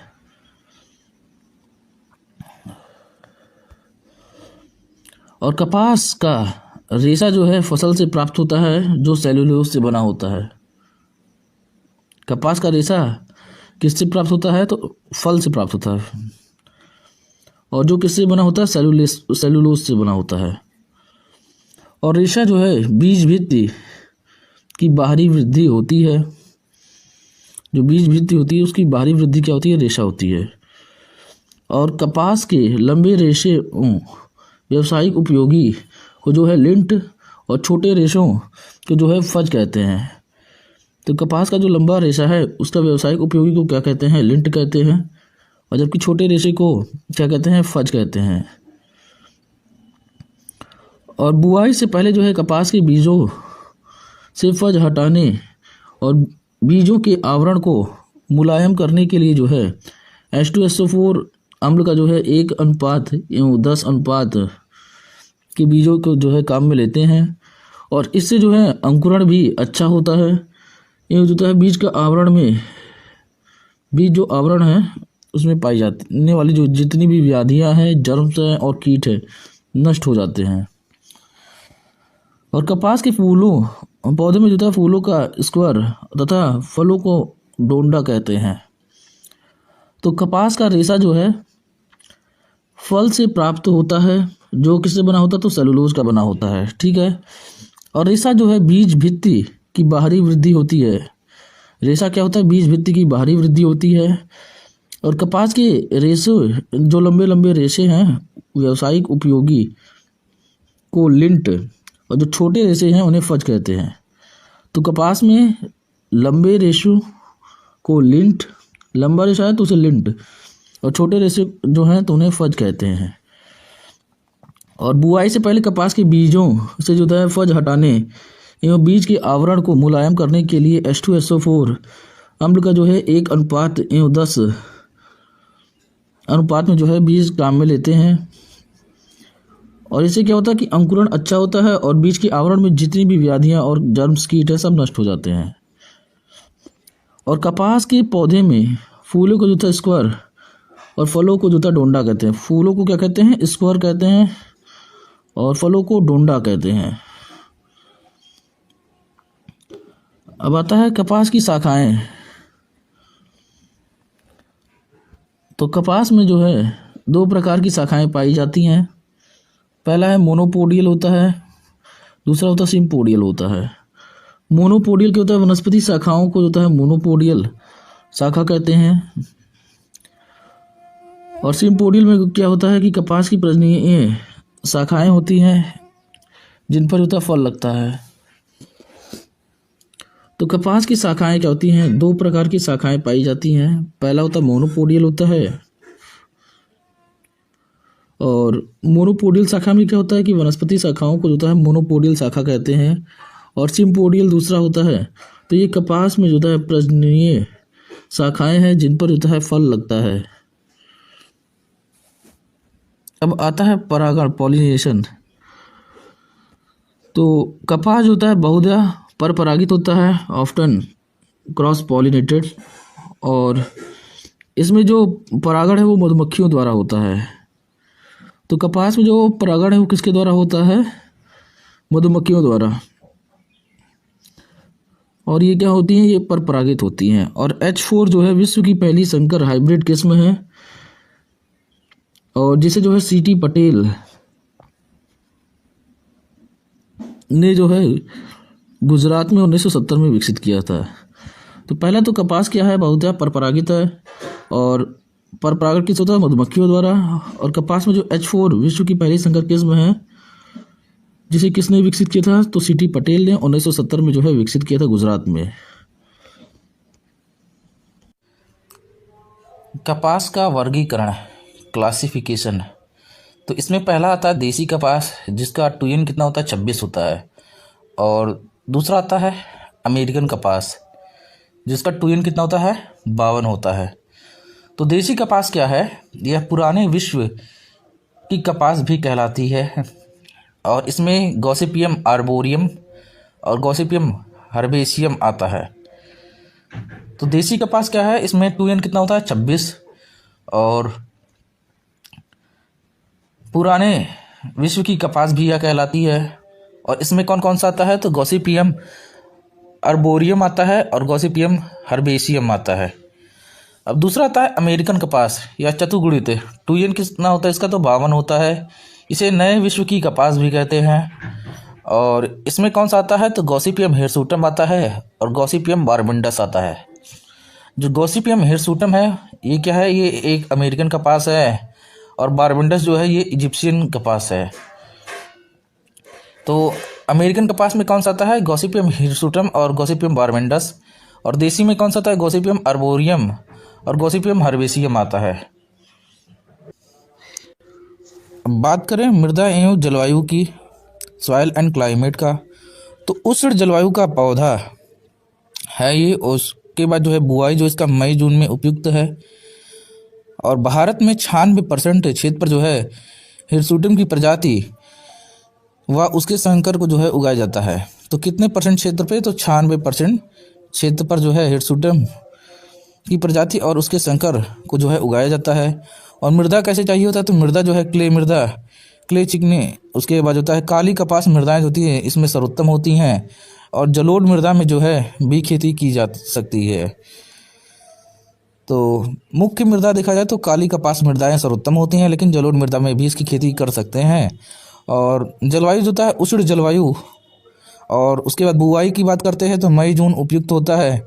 और भारत में जो है 96% क्षेत्र पर कौन सी जो है प्रजाति की जाती है? तो हिरसुटम प्रजाति और उसके संकर को जो है उगाए जाते हैं। अब बात करें पीएच का, तो पीएच कितना चाहिए होता है? तो 5.5 से 8.5 पीएच चाहिए होता है। पीएच कितना चाहिए होता है? 5.5 से 8.5 पीएच चाहिए होता है। अच्छा, पीएच स्केल में अगर 7 से नीचे है तो वो क्या होता है? अम्लीय होता है। अगर 7 है तो उदासीन होता है।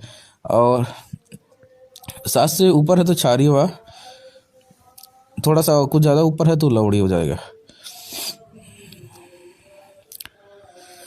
अब तापमान की बात करते हैं, टेम्परेचर।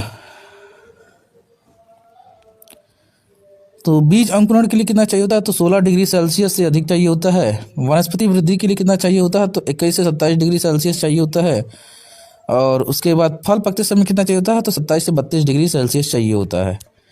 तो तापमान कितना चाहिए होता है? तो बीज अंकुरण के लिए 16 डिग्री सेल्सियस है। और उसके बाद फिर कहते हैं वनस्पति वृद्धि के लिए कितना चाहिए होता है? तो 21 से 27 डिग्री सेल्सियस है। और उसके बाद जो था फल पकते समय कितना चाहिए होता है? तो 27 से जो है 32 डिग्री सेल्सियस।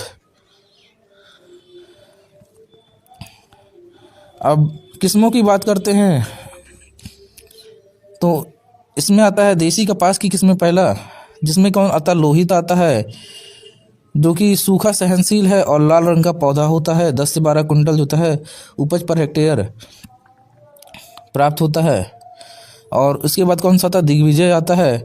उसके बाद प्रताप जो है कृषि वन आता है, जो कि असिंचित क्षेत्रों के लिए है। ये पॉइंट है ना। और उसके बाद गिरनार आता है, RG 8 आता है। तो देसी कपास की किस्म में कौन सा आता है? तो लोहित आता है, जो कि सूखा सहनशील है और लाल रंग का जो है पौधा है और 10 से 12 कुंटल पर हेक्टेयर यील्ड देता है। और प्रताप जो है कृषि वन क्या है? असिंचित क्षेत्र के लिए है। और बाकी दिग्विजय, गिरनार, RG 8 आता है। अब अमेरिकी किस्में, तो अमेरिकी किस्मों में कौन सा आता है? तो बीकानेरी नरमा आता है, 160 से 180 दिन में जो है पककर तैयार हो जाता है। और राजस्थान, पंजाब, हरियाणा और शुष्क क्षेत्रों के लिए उपयुक्त है। उसके बाद गंगानगर अगेती आता है, सुजाता आता है, सुवीन आता है, RS 89 आता है, जो कि ARS से विकसित और सिंचित क्षेत्रों हेतु उपयुक्त है। उसके बाद RS 2013 आता है, RST 875 आता है, RST 9 आता है। तो अमेरिकन किस्मों में कौन सा आता है? बीकानेरी नरमा आता है, जो कि 160 से 180 दिन में जो है पककर तैयार हो जाता है। और गंगानगर अगेती आता है, सुजाता आता है, सुवीन आता है, RS 89 आता है, RS 2013 आता है, RST 875 आता है, RST 9 आता है। और उसके बाद जो है अब संकर किस्म, तो संकर किस्म में कौन सा है? H4 है, जो कि संकर 4, हाइब्रिड 4। कपास का जो है प्रथम हाइब्रिड है ये, और जो CT पटेल द्वारा जो है GAU से जो है विकसित किया गया था। ये इम्पोर्टेंट है कपास में वैरायटी। तो H4 जो है किसके द्वारा विकसित किया गया था? CT पटेल द्वारा विकसित किया गया था। फिर H6 आता है, फिर GJ 22 आता है, वारा लक्ष्मी आता है।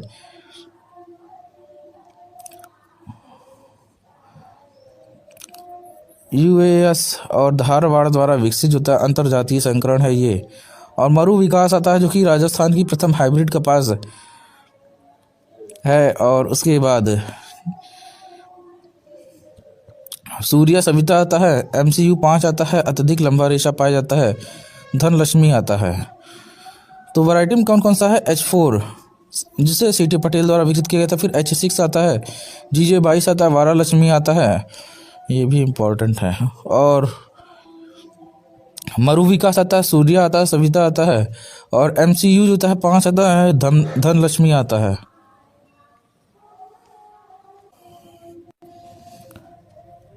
अब BT कपास की किस्में कौन सी हैं? तो BT कपास में जो है अंकुर आता है, MECH 4 आता है, RCH 138 आता है, MECH जो है 162 आता है, बॉलगार्ड 2 आता है। तो BT कपास की किस्म कौन सी है? अंकुर है, MECH 4 आता है 4, और RCH 138, MECH 162 और बॉलगार्ड 2 आता है। अब बात करें तो बीज दर, अगला है बीज दर। तो देसी कपास में 10 से 18 kg पर हेक्टेयर, और 45 से जो है 60 इंटू जो है 15 सेंटीमीटर का जो है स्पेसिंग रखते हैं। और देसी कपास के बीज जो है छोटे आकार के होते हैं, पौधे पतले होते हैं और सीधे रहते हैं, और डोंडों से जो है पकने के बाद रुई नहीं झड़ती है, और इसे आकार होता है मोटा होता है और छोटा होता है, और कीट व्याधियों का प्रकोप इसमें कम होता है। तो देसी कपास बीज दर कितना चाहिए होता है? 10 से जो है 18 kg पर हेक्टेयर, और उसके बाद फिर स्पेसिंग कितना चाहिए होता है? तो 45 से जो होता है 60 इंटू 15 सेंटीमीटर। और देसी कपास के बीज कैसे होते हैं? तो छोटे आकार के होते हैं, पतले और सीधे होते हैं, और डोंडे से पकने के बाद जो है रुइयाँ नहीं झड़ती, इसमें रोग और कीटों का प्रकोप जो होता है इसमें कम रहता है, कीट तथा व्याधियों का प्रकोप इसमें कम रहता है। अब आता है अमेरिकन कपास। तो अमेरिकन कपास के लिए बीज दर कितना चाहिए होता है? 18 से 20 kg पर हेक्टेयर चाहिए होता है, और दूरी कितना चाहिए होता है? तो 60 इंटू जो होता है 30 सेंटीमीटर रखते हैं, और पौधों की संख्या कितना चाहिए होता है? तो 55,000 प्रति हेक्टेयर चाहिए होता है। और इस कपास के बीज जो होता है बड़े आकार के होते हैं, और पौधे जो होता है बड़े होते हैं, वह झाड़ी नुमा होते हैं, और रुइयाँ जो होता है चमकीली होती हैं, लेकिन पकने पर जो होता है झड़ती हैं। इस कपास में जो होता है बीमारियों का प्रकोप ज़्यादा होता है, और उसके बाद रेशा पतला वह जो होता है लंबा होता है, 2 सेंटीमीटर से अधिक लंबा होता है। तो अमेरिकन कपास 18 से 20 kg पर हेक्टेयर, दूरी 60 इंटू 30 सेंटीमीटर, पौधों की संख्या कितना होता है? तो 55,000 प्रति हेक्टेयर, और इसमें बीमारी का प्रकोप ज़्यादा रहता है, रेशा पतला हुआ लंबा रहता है, 2 सेंटीमीटर से अधिक। और इसके बाद इस कपास में जो है बीज आकार में बड़े होते हैं और झाड़ी नुमा होते हैं, और कई जो होता है चमकीली होती है, लेकिन पकने पर झड़ती है। अब संकर कपास आता है 2 से 3 kg पर हेक्टेयर होते हैं, और दूरी कितना चाहिए होता है? 100 इंटू जो होता है 60 सेंटीमीटर का, और 13,300 जो होता है 88 प्लांट पर हेक्टेयर चाहिए होता है। तो संकर कपास क्या है? 2 से 3 kg जो होता है पर हेक्टेयर बीज की आवश्यकता होती है, और दूरी 100 इंटू जो होता है 60 सेंटीमीटर, और प्लांट कितना चाहिए होता है? तो 13,388। अब आता है BT कपास। तो BT कपास का बीज दर कितना? 1 से 1.5 kg पर हेक्टेयर, और दूरी कितना चाहिए होता है? 100 इंटू 100 सेंटीमीटर, जिसमें 10,000 प्लांट्स पर हेक्टेयर होता है। और BT कपास के बीजों के पैकेट के साथ जो होता है 20% नॉन BT कपास के भी दिए जाते हैं, और जिन्हें लगाना आवश्यक होता है, और जिससे क्या होता है कपास की डोंडों की लटें BT कपास के प्रति प्रतिरोधी नहीं हो पाती है। तो BT कपास के बीजों के पैकेट के साथ 20% बीज जो है नॉन BT कपास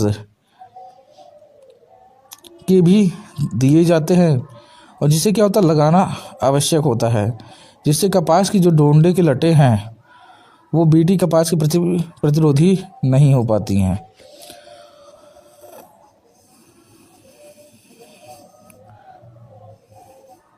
और विश्व में जो है BT कपास की जो है पहली पीढ़ी BG1 है, और जो कि 1996 में विकसित हुई थी, और जिसमें क्या होता है कपास की डोंडों की लटों को मारने के लिए Cry1AC जीन बैसिलस थुनजेंसिस और बैक्टीरिया से प्राप्त कर देता है कपास की पौधों में जो है डाली गई, और जिससे क्या हुआ कि भारत में लगने और इसे जो था भारत में लगाने की अनुमति 2002 में GEAC द्वारा मिली।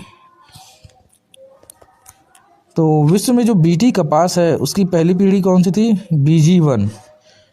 कब विकसित हुआ? तो 1996 में विकसित हुआ। और जिसमें क्या होता है कि कपास के जो डोंडों की लट्टे हैं उनको मारने वाली CRY1AC जीन बैसिलस थुनजेंसिस जो बैक्टीरिया से प्राप्त कर कपास के पौधों में डाली गई थी।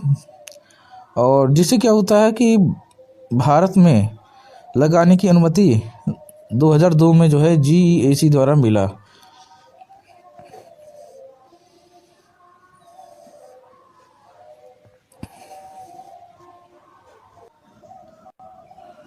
अब बीटी कपास, जो विश्व में बीटी कपास की दूसरी पीढ़ी थी BG2, कब विकसित हुआ? 2006 में विकसित किया गया।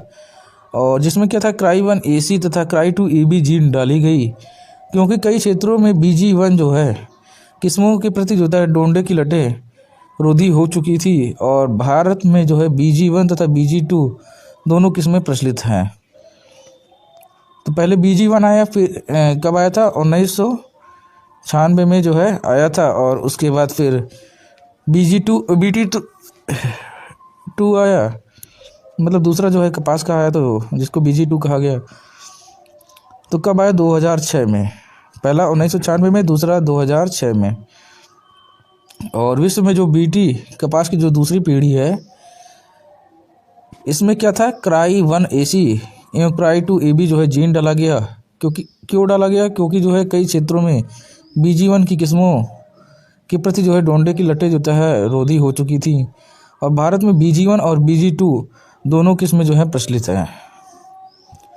और बीटी कपास के मुख्य खेत के चारों ओर 20% क्षेत्र में जो है नॉन बीटी कपास उगाना जो है रिफ्यूजिया कहलाता है। तो जो बीटी कपास है मुख्य खेत में, उसके खेत के चारों ओर 20% जो नॉन बीटी कपास उगाया जाता है उसे क्या कहते हैं? तो इसे रिफ्यूजिया कहलाते हैं। या फिर ये भी क्वेश्चन आ सकता है कि रिफ्यूजिया किससे संबंधित है? तो बीटी कपास से संबंधित है, रिफ्यूजिया स्ट्रेटजी। और बीटी कपास जो है जैव प्रौद्योगिकी द्वारा विकसित और अनुवांशिकी रूपांतरित यानी कि GM फसल जो कपास की डोंडों की लटों के प्रति प्रतिरोधक है।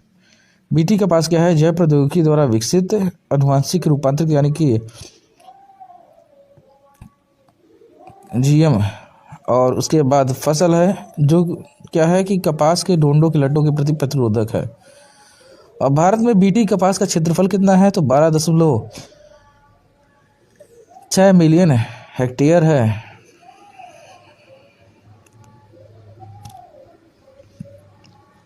तो भारत में जो है बीटी कपास का क्षेत्रफल कितना है? 12.6 मिलियन हेक्टेयर, जो कि कुल कपास का जो है 96% है।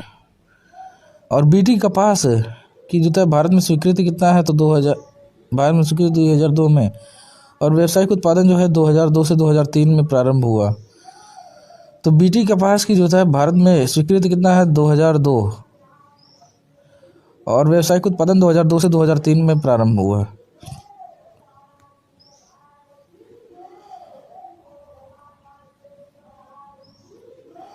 और बीटी कपास में टर्मिनेटर जीन डाली जाती है। और इसका जो प्रभाव होता है वो पौधों में केवल 1 वर्ष तक रहता है। और इस कारण जो है बीटी कपास के बीज जो है प्रति वर्ष जो है नए खरीदने पड़ते हैं।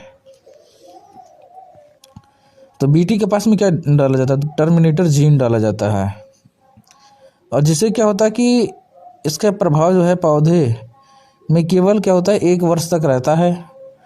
और इस कारण जो है बीटी कपास के बीज जो होता है प्रत्येक वर्ष है वो नए खरीदने पड़ते हैं।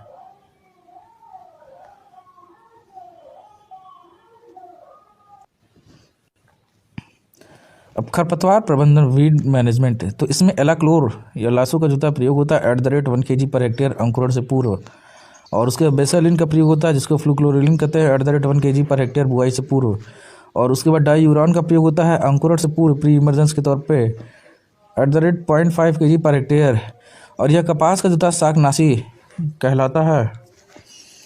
और कपास में कभी भी जो था 2,4-D खरपतवार राशि काम में नहीं लेते हैं, क्योंकि यह जो है पौधे पर विषैला प्रभाव डालता है और इसके प्रयोग से कपास की जो है पत्तियां उंगली नुमा हो जाती हैं।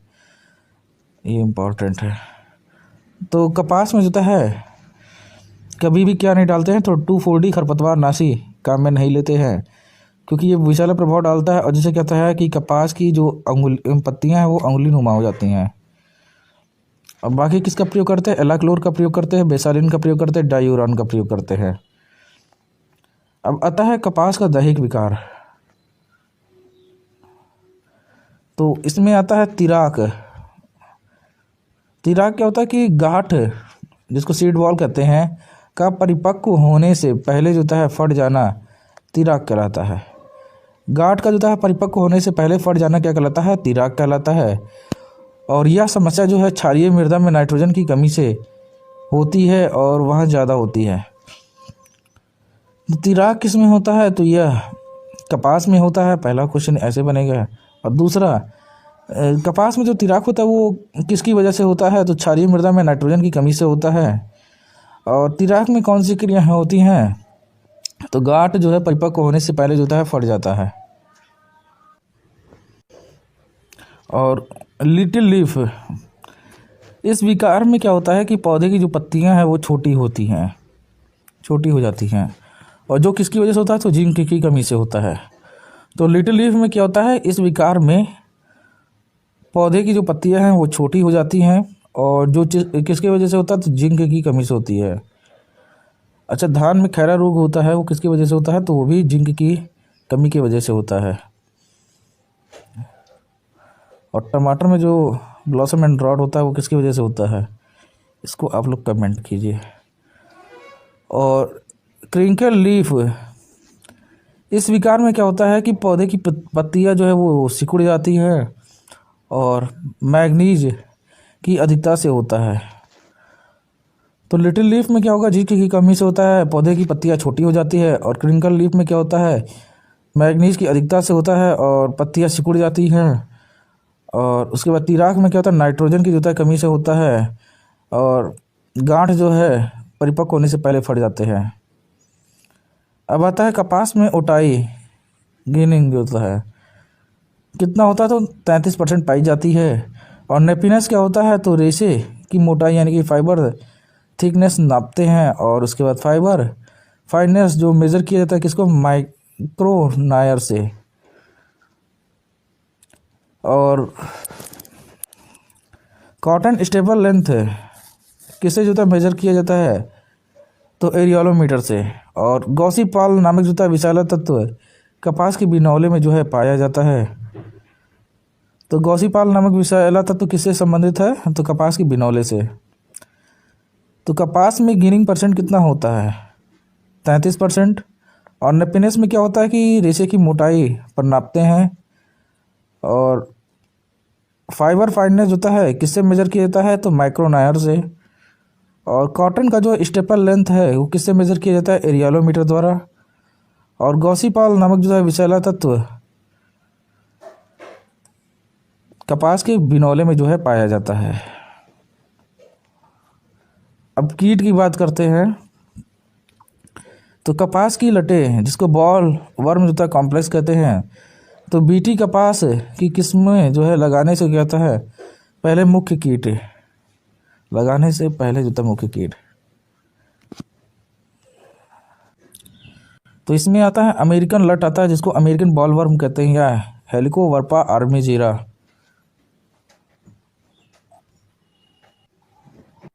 और कपास के गुलाबी सूंडी आता है जिसको पैक्टिनोस्पोरा ग्रोसिपिएला।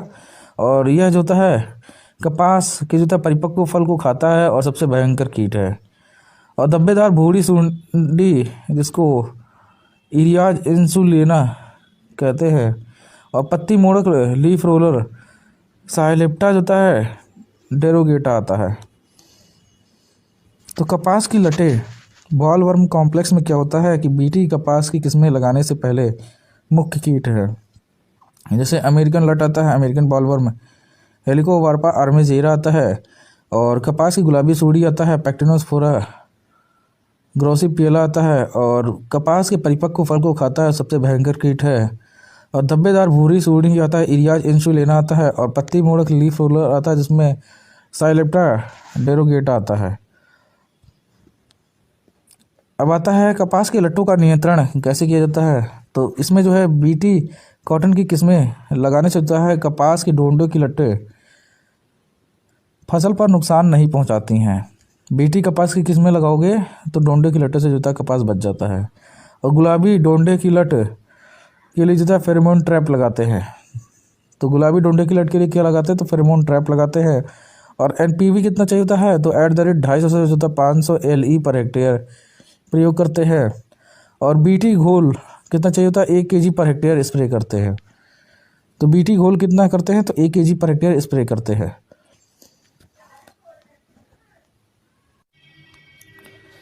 तो कपास के रस चूसने वाले कीट सकिंग इंसेक्ट, अब यह जो है मुख्य कीट हो गए हैं। तो इसमें फुदका आता है जिसको जैसिड कहते हैं, एमरास्का बिगुटुला, और सफ़ेद मक्खी कौन सी है, तो बेमेसिया टेबेसाई है। और रेड कॉटन बग डेस डरकस सिंगुलेटस। तो फुदका कौन सा है, एमरास्का बिगुटुला, और सफ़ेद मक्खी बेमेसिया टेबेसाई, और रेड कॉटन बग कौन सा, तो डेस डरकस सिंगुलेटस है। ये सब कौन सी कीट हैं, तो ये कपास के जो है रस चूसने वाले कीट हैं, सकिंग इंसेक्ट हैं। और रेड कॉटन बग जो है कपास की उटाई करते समय रुई के साथ ग्रिंड होने पर जो है लाल रंग से रंग देता है। जो रेड कॉटन बग है, कपास का जब उटाई होता है तो उस समय जो होता है रुई के साथ ग्रिंड होने पर क्या होता है, उसको जो होता है लाल रंग से रंग देता है। और रस चूसने वाले कीटों का नियंत्रण कैसे किया जाता है, तो इसमें जो है इमिडाक्लोप्रिड का 200 ml प्रति हेक्टेयर की दर से छिड़काव करते हैं। और डाइमेथोएट @1 लीटर जो है प्रति हेक्टेयर की दर से जो है स्प्रे करते हैं। और जैविक नियंत्रण के लिए क्राइसो परला कॉर्निया परबच्ची कीट का जो है प्रयोग करते हैं। तो रस चूसने वाले कीट का रोकथाम के लिए क्या करते हैं, तो इमिडाक्लोप्रिड का प्रयोग करते हैं, 200 ml प्रति हेक्टेयर की दर से छिड़काव करते हैं। और उसके बाद डाइमेथोएट का प्रयोग करते हैं। और अगर हमें जैविक नियंत्रण करना है तो क्राइसो परला जो है कॉर्निया परबच्ची कीट का प्रयोग करते हैं। अब रोग की बात करते हैं, डिजीज़। तो इसमें पहला आता है जीवाणु अंगमारी आता है, या ब्लैक आर्म आता है, या झुलसा आता है। तो जेंथोमोनास होता है मालवे सेरम। और उसके बाद यह जो है कपास का जो है प्रमुख जीवाणु जनित रोग है। और इसे जो है कपास का जो है काली भुजा एंगुलर लीफ स्पॉट भी कहते हैं। और रोकथाम के लिए जो है स्ट्रेप्टोसाइक्लिन का प्रयोग करते हैं। कितना मात्रा रहता है, तो 0.1 ग्राम पर लीटर के हिसाब से रहता है। एवं जो है कॉपर ऑक्सीक्लोराइड का जो है @1 ग्राम प्रति लीटर के हिसाब से प्रयोग करते हैं। तो रोग कौन सा आता है, पहला रोग कौन सा है, तो जीवाणु अंगमारी है। इसका अदर नाम ब्लैक आर्म भी है, झुलसा भी है, जेंथोमोनास मालवे सेरम।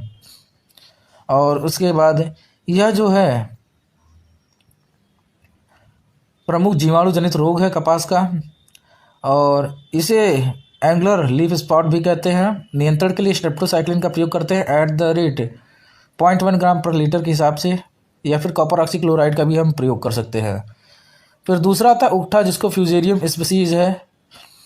और मैनकोजेब का प्रयोग करते हैं, 0.2% का छिड़काव करते हैं। तो पहला जीवाणु अंगमारी है, दूसरा उकठा है, ये रोग लगते हैं। और रिफ्यूजिया स्ट्रेटजी, तो मुख्यतः जो है बीटी कपास के खेत के चारों तरफ जो है गैर बीटी कपास की फसल, जैसे बीटी कपास का खेत है उसके चारों तरफ क्या होता है, गैर बीटी कॉटन का 20% क्षेत्र रखा जाता है। और इसका उद्देश्य क्या होता है, तो उद्देश्य उसका यही होता है कि बीटी कपास के खिलाफ बॉल लट्टू का प्रतिरोध को रोकना, प्रतिरोधक क्षमता ना है, इसीलिए। तो रेफ्यूजिया स्ट्रेटजी में क्या होता है, मुख्य बीटी कपास के खेत के चारों तरफ गैर बीटी कपास के लिए जो है 20% क्षेत्र रखा जाता है। और इसके पीछे उद्देश्य क्या होता है, तो बीटी कपास के खिलाफ बॉल लट्टू का जो है प्रतिरोध को रोकना होता है। अब इम्पोर्टेंट पॉइंट, तो कपास में फाइबर की लंबाई एवं पतलापन किसके कारण होता है? तो आनुवंशिकी लक्षण की वजह से होता है। कपास में जो फाइबर की लंबाई और पतलापन क्या है, किसके कारण होता है? तो आनुवंशिकी लक्षण की वजह से है इसके। और कपास का उत्पत्ति स्थान क्या है? तो कपास का उत्पत्ति स्थान भारत है। और कपास में लिंट परसेंट कितना होता है? तो 33% होता है। गेनिंग परसेंट कितना होता है कपास में? 33% है। और कपास में जो है फाइबर की परिपक्वता किससे मापी जाती है? तो एरियालोमीटर से मापी जाती है। ये दोनों ज़्यादा इम्पोर्टेंट है। और फाइबर की मोटाई किससे मापी जाती है? तो नेपिनेस द्वारा मापी जाती है। और कटाई जो होता है प्रतिशत किसके द्वारा मापी जाती है? तो गिनती की संख्या द्वारा मापी जाती है। तो कपास का उत्पत्ति स्थान क्या है? तो भारत है। और इसमें गिनिंग परसेंट यानी कि लिंट प्रतिशत कितना होता है? तो 33% होता है। और फाइबर की परिपक्वता किससे मापी जाती है? तो एरियालोमीटर से मापी जाती है। और फाइबर की मोटाई किससे मापी जाती है? तो नेपिनेस द्वारा मापी जाती है। और कटाई परसेंट होता है किसके द्वारा मापी जाती है? तो गिनती की संख्या यानी कि जो है नंबर्स ऑफ काउंट द्वारा मापी जाती है। और कपास में एक बॉल का वजन कितना होता है? तो 170 किलो होता है। कपास में एक बॉल का वजन कितना होता है? तो 170 किलो। और कपास का जो बीज है उसमें तेल की मात्रा 14.5 से जोता है 25.6% तक होता है। और कपास के बीज में मौजूद विषाक्त कौन सा है? वड़क या फिनोल यौगिक कौन सा? तो गॉसिपॉल है। जो कपास का बीज है उसमें जो विषाक्त वड़क या फिर फिनोल यौगिक कौन सा है? तो गॉसिपॉल है। और कपास का रेशा यानी कि कॉटन फाइबर बीज आवरण की जो है एक एपिडर्मल कोशिका की वृद्धि एवं बहिर्गमन है। तो कपास की एक गठरी का वजन कितना होता है? तो 170 किलो एक बॉल का वजन। और जबकि जूट में जो है 180 किलो।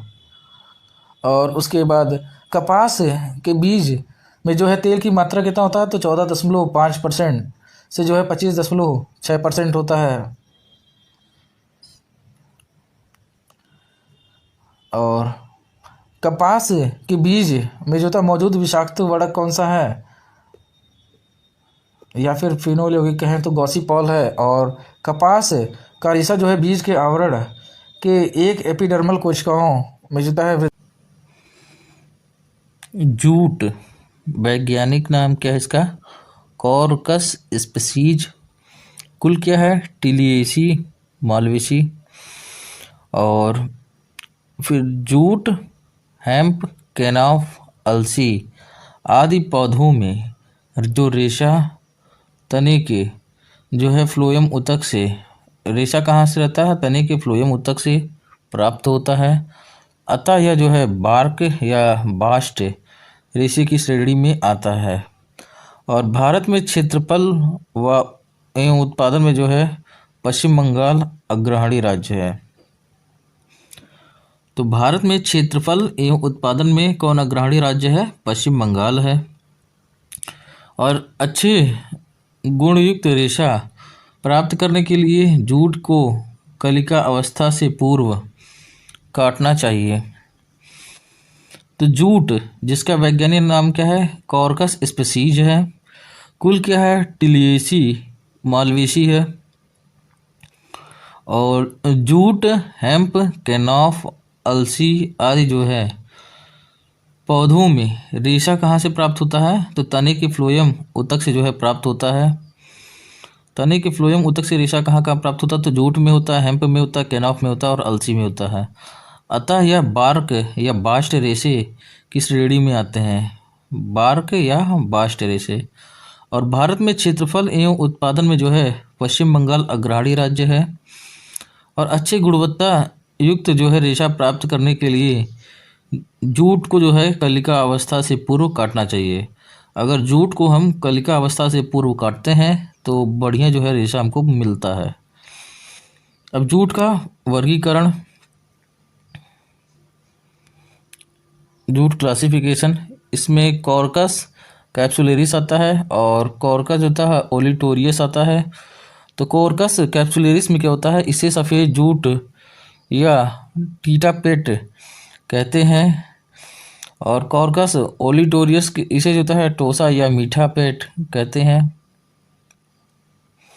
और यह जलमग्न एवं जल रहित जो है मृदाओं में उगाया जाता है। और कॉर्कस ओलिटोरियस होता है, यह जल रहित मृदाओं में उगाया जाता है। और कॉर्कस कैप्सुलेरिस होता है, इसमें जो है पत्तियों का स्वाद कॉर्केरिन के कारण जो है खट्टा होता है। और कॉर्कस ओलिटोरियस क्या है, यह स्वाद में जो है मीठा होता है। और उसके बाद भारत में जो कुल जूट का क्षेत्रफल कितना है, तो 70% है। और जबकि कॉर्कस ओलिटोरियस तो भारत में कुल जूट के क्षेत्र का यह जो है 30% है। और बुआई कॉर्कस कैप्सुलेरिस होता है, बुआई जो होता है मार्च अप्रैल में करते हैं।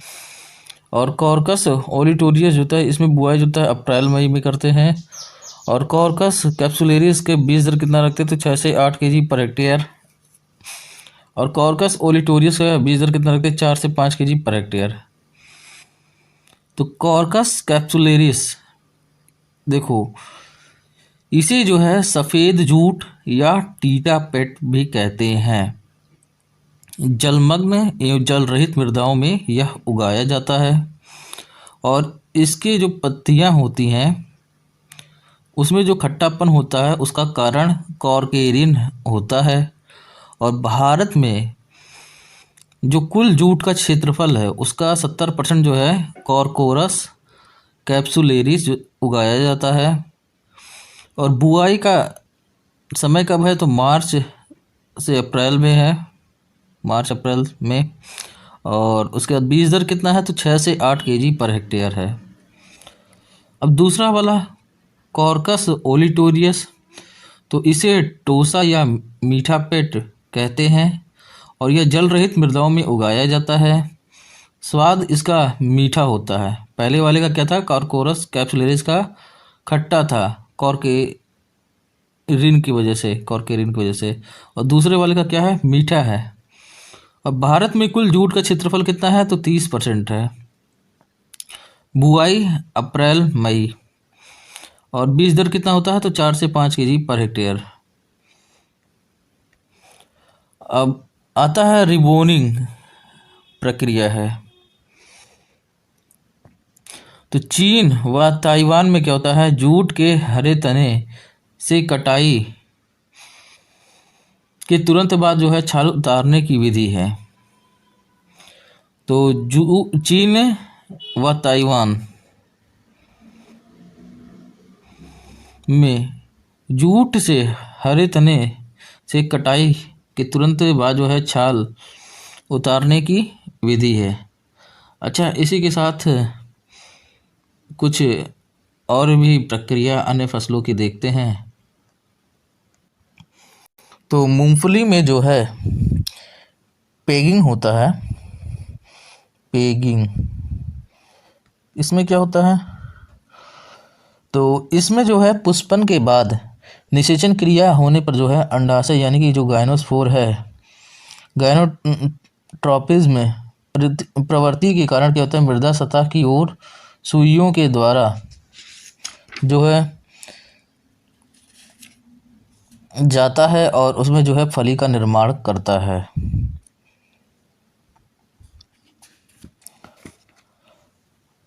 और मूंगफली में एक प्रॉपिंग भी होता है। तो ये किसके वजह से होता है, तो ये जो है कैल्शियम की कमी से जो है दाना नहीं बनता है इसमें, और जिसे क्या कहते हैं, प्रॉपिंग कहते हैं। और अगर हमें इसका उपचार करना होता तो किसका प्रयोग करते हैं, तो जिप्सम का प्रयोग करते हैं @ 250 kg जो होता है पर हेक्टेयर।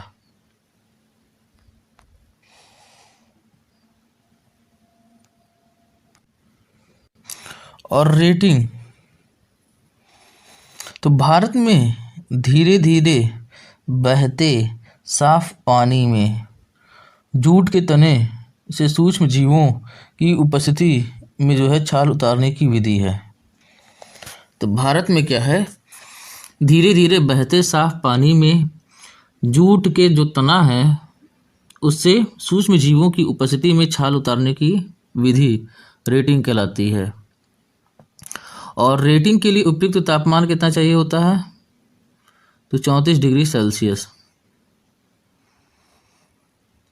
तो भारत में धीरे धीरे बहते साफ पानी में जूट के तने से सूक्ष्म जीवों की उपस्थिति में छाल उतारने की प्रक्रिया क्या कहलाता है? रेटिंग कहलाता है। और रेटिंग के लिए उपयुक्त तापमान कितना होना चाहिए? तो 34 डिग्री सेल्सियस। तंबाकू जिसका वानस्पतिक नाम क्या है? निकोटियाना स्पीसीज है। कुल क्या है इसका? तो सोलेनेसी है। और जो तंबाकू की पत्तियां हैं उसमें निकोटीन नामक जो है अल्कलॉइड पाया जाता है। और निकोटीन से जो है जैव कीटनाशक तैयार किया जाता है। और क्षेत्रफल व उत्पादन में आंध्र प्रदेश अग्रणी है। और बीज दर कितना चाहिए होता है? तो बीज दर जो है इसमें 2 से 3 किग्रा पर हेक्टेयर चाहिए होता है। और नर्सरी के लिए 1 हेक्टेयर हेतु जो है 100 वर्ग मीटर चाहिए होता है। और अच्छा, धान में कितना नर्सरी के लिए चाहिए होता है? तो 0.1 हेक्टेयर चाहिए होता है 1 हेक्टेयर के लिए। और हुक्का जो है तंबाकू की किस्में कौन सी हैं? तो मोतीहारी है, कलकतिया है। हुक्का तंबाकू की किस्में कौन सी हैं? तो मोतीहारी और कलकतिया। तो तंबाकू जिसका वैज्ञानिक नाम क्या है? निकोटियाना स्पीसीज है। कुल क्या है इसका? सोलेनेसी है। और तंबाकू की पत्तियों में जो निकोटीन क्या होता है कि निकोटीन नामक अल्कलॉइड पाया जाता है। अच्छा, निकोटीन का प्रयोग जो है जैव कीटनाशक तैयार करने में किया जाता है। तो ये थोड़ा सा इम्पोर्टेंट है, एंटोमोलॉजी में पूछ लेता है। और क्षेत्रफल व उत्पादन में जो है आंध्र प्रदेश अग्रणी है। और बीज दर कितना चाहिए होता है? 2 से 3 केजी पर हेक्टेयर चाहिए होता है। और नर्सरी क्षेत्र कितना चाहिए होता है? तो 1 हेक्टेयर हेतु 100 वर्ग मीटर। और हुक्का तंबाकू की किस्में कौन सी हैं? तो मोतीहारी है और कलकतिया है। और उसके बाद भारत में उगाई जाने वाली तंबाकू क्या होती हैं? चतुर्गुणित होती हैं, टेट्राप्लॉइड, जिसमें 2N48 होता है। तो भारत में जो तंबाकू है वो क्या होते हैं? चतुर्गुणित होती हैं, टेट्राप्लॉइड। और 2N कितना होता है? 48 होता है। और देसी तंबाकू आता है और विलायती तंबाकू आता है। देसी तंबाकू का वानस्पतिक नाम क्या है? निकोटियाना टोबैकम है। और निकोटीन की मात्रा कितना होता है? तो 0.5 से 5% होता है। और भारत में मुख्यतः यह प्रजाति पाई जाती है। और इसका उपयोग किस में होता है? तो धूम्रपान, बीड़ी या सिगरेट चबाने में होता है। फिर आता है विलायती तंबाकू जिसका वनस्पतिक नाम क्या है? निकोटियाना रस्टिका है। और निकोटीन की मात्रा कितना होता है? 3.5 से जो है 8% तक होता है। यह भारत में यह प्रजाति पाई जाती है। और इसका प्रयोग किस में होता है? तो हुक्का, स्नफ व चबाने में होता है।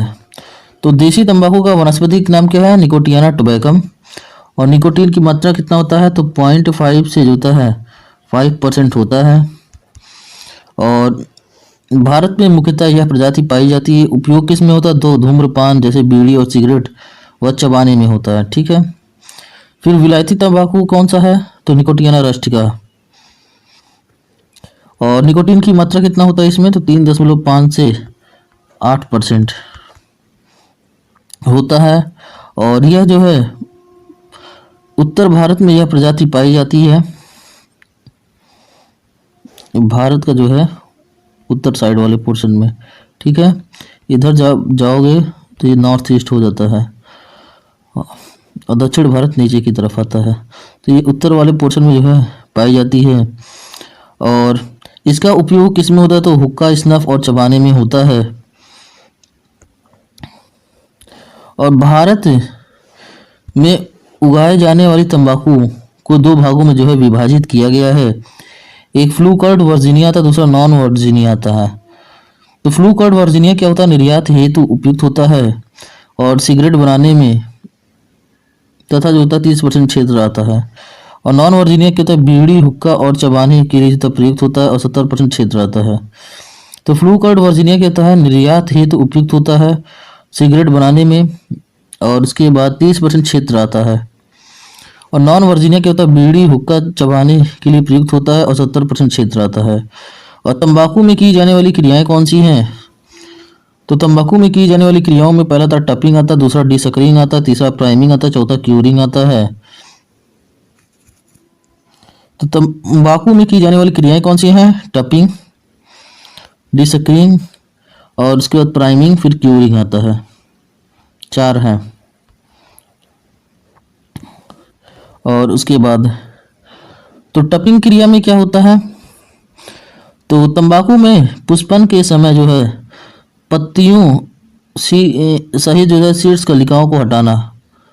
पत्तियों सहित क्या होता है, सीड्स कलिका को हटाना तंबाकू में पुष्पन के समय टपिंग कहलाता है। और इस क्रिया से जो होता है शेष पत्तियों के आकार तथा गुणों में वृद्धि होती है। पत्ती की आकार व गुणों में क्या होता है, वृद्धि होती है।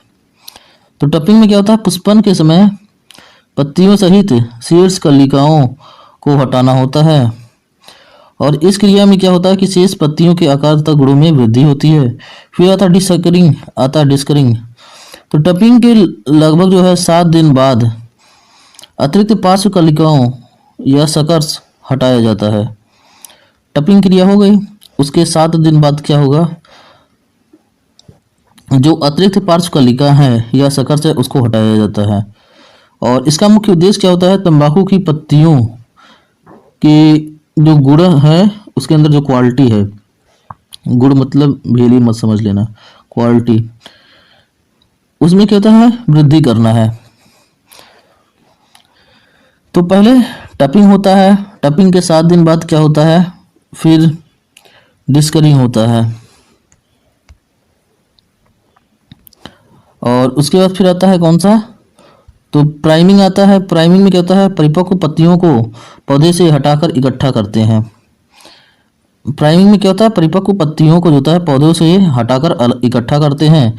और क्यूरिंग में क्या होता है, पत्तियों को सुखाने की क्रिया है, और जिसमें क्या होता है कि पत्तियों का रंग, सुगंध जो होता है बनी रहती है। पत्तियों का रंग व सुगंध बनी रहती है। तो पहले टपिंग में क्या होता है, तंबाकू के जो में पुष्पन के समय क्या होता है, पत्तियों के सीड्स कलिका जो होता है हटा देते हैं। फिर 7 दिन बाद जो है एक प्रक्रिया है जिसे डिस्करिंग कहते हैं। और इसमें जो होता है, जो अतिरिक्त पार्श्व कलिका है उनको हटाते हैं ताकि जो है पत्तियों के गुणों में वृद्धि हो। उसके बाद क्या आता है, तो प्राइमिंग आता है, जो परिपक्व पत्तियों को पौधे से हटाकर जो होता है इकट्ठा करते हैं। और उसके बाद फिर क्या आता है, तो क्यूरिंग आता है, तो पत्तियों को सुखाने की क्रिया, जिसमें क्या होता है पत्तियों का रंग व सुगंध बनी रहती है, उसे क्या कहते हैं, क्यूरिंग कहते हैं। तो 4 क्रियाएं होती हैं, ये 4 क्रिया हैं। पहला टपिंग, दूसरा डिसकरिंग, और तीसरा प्राइमिंग, और चौथा क्यूरिंग। तो दोस्तों ये था आज का वीडियो। अगर वीडियो आपको पसंद आए तो कृपया वीडियो को लाइक कीजिए। अगर चैनल पर नए हैं तो चैनल को सब्सक्राइब कीजिए। मिलते हैं हम आपसे अगले वीडियो में, तब तक के लिए टाटा बाय बाय।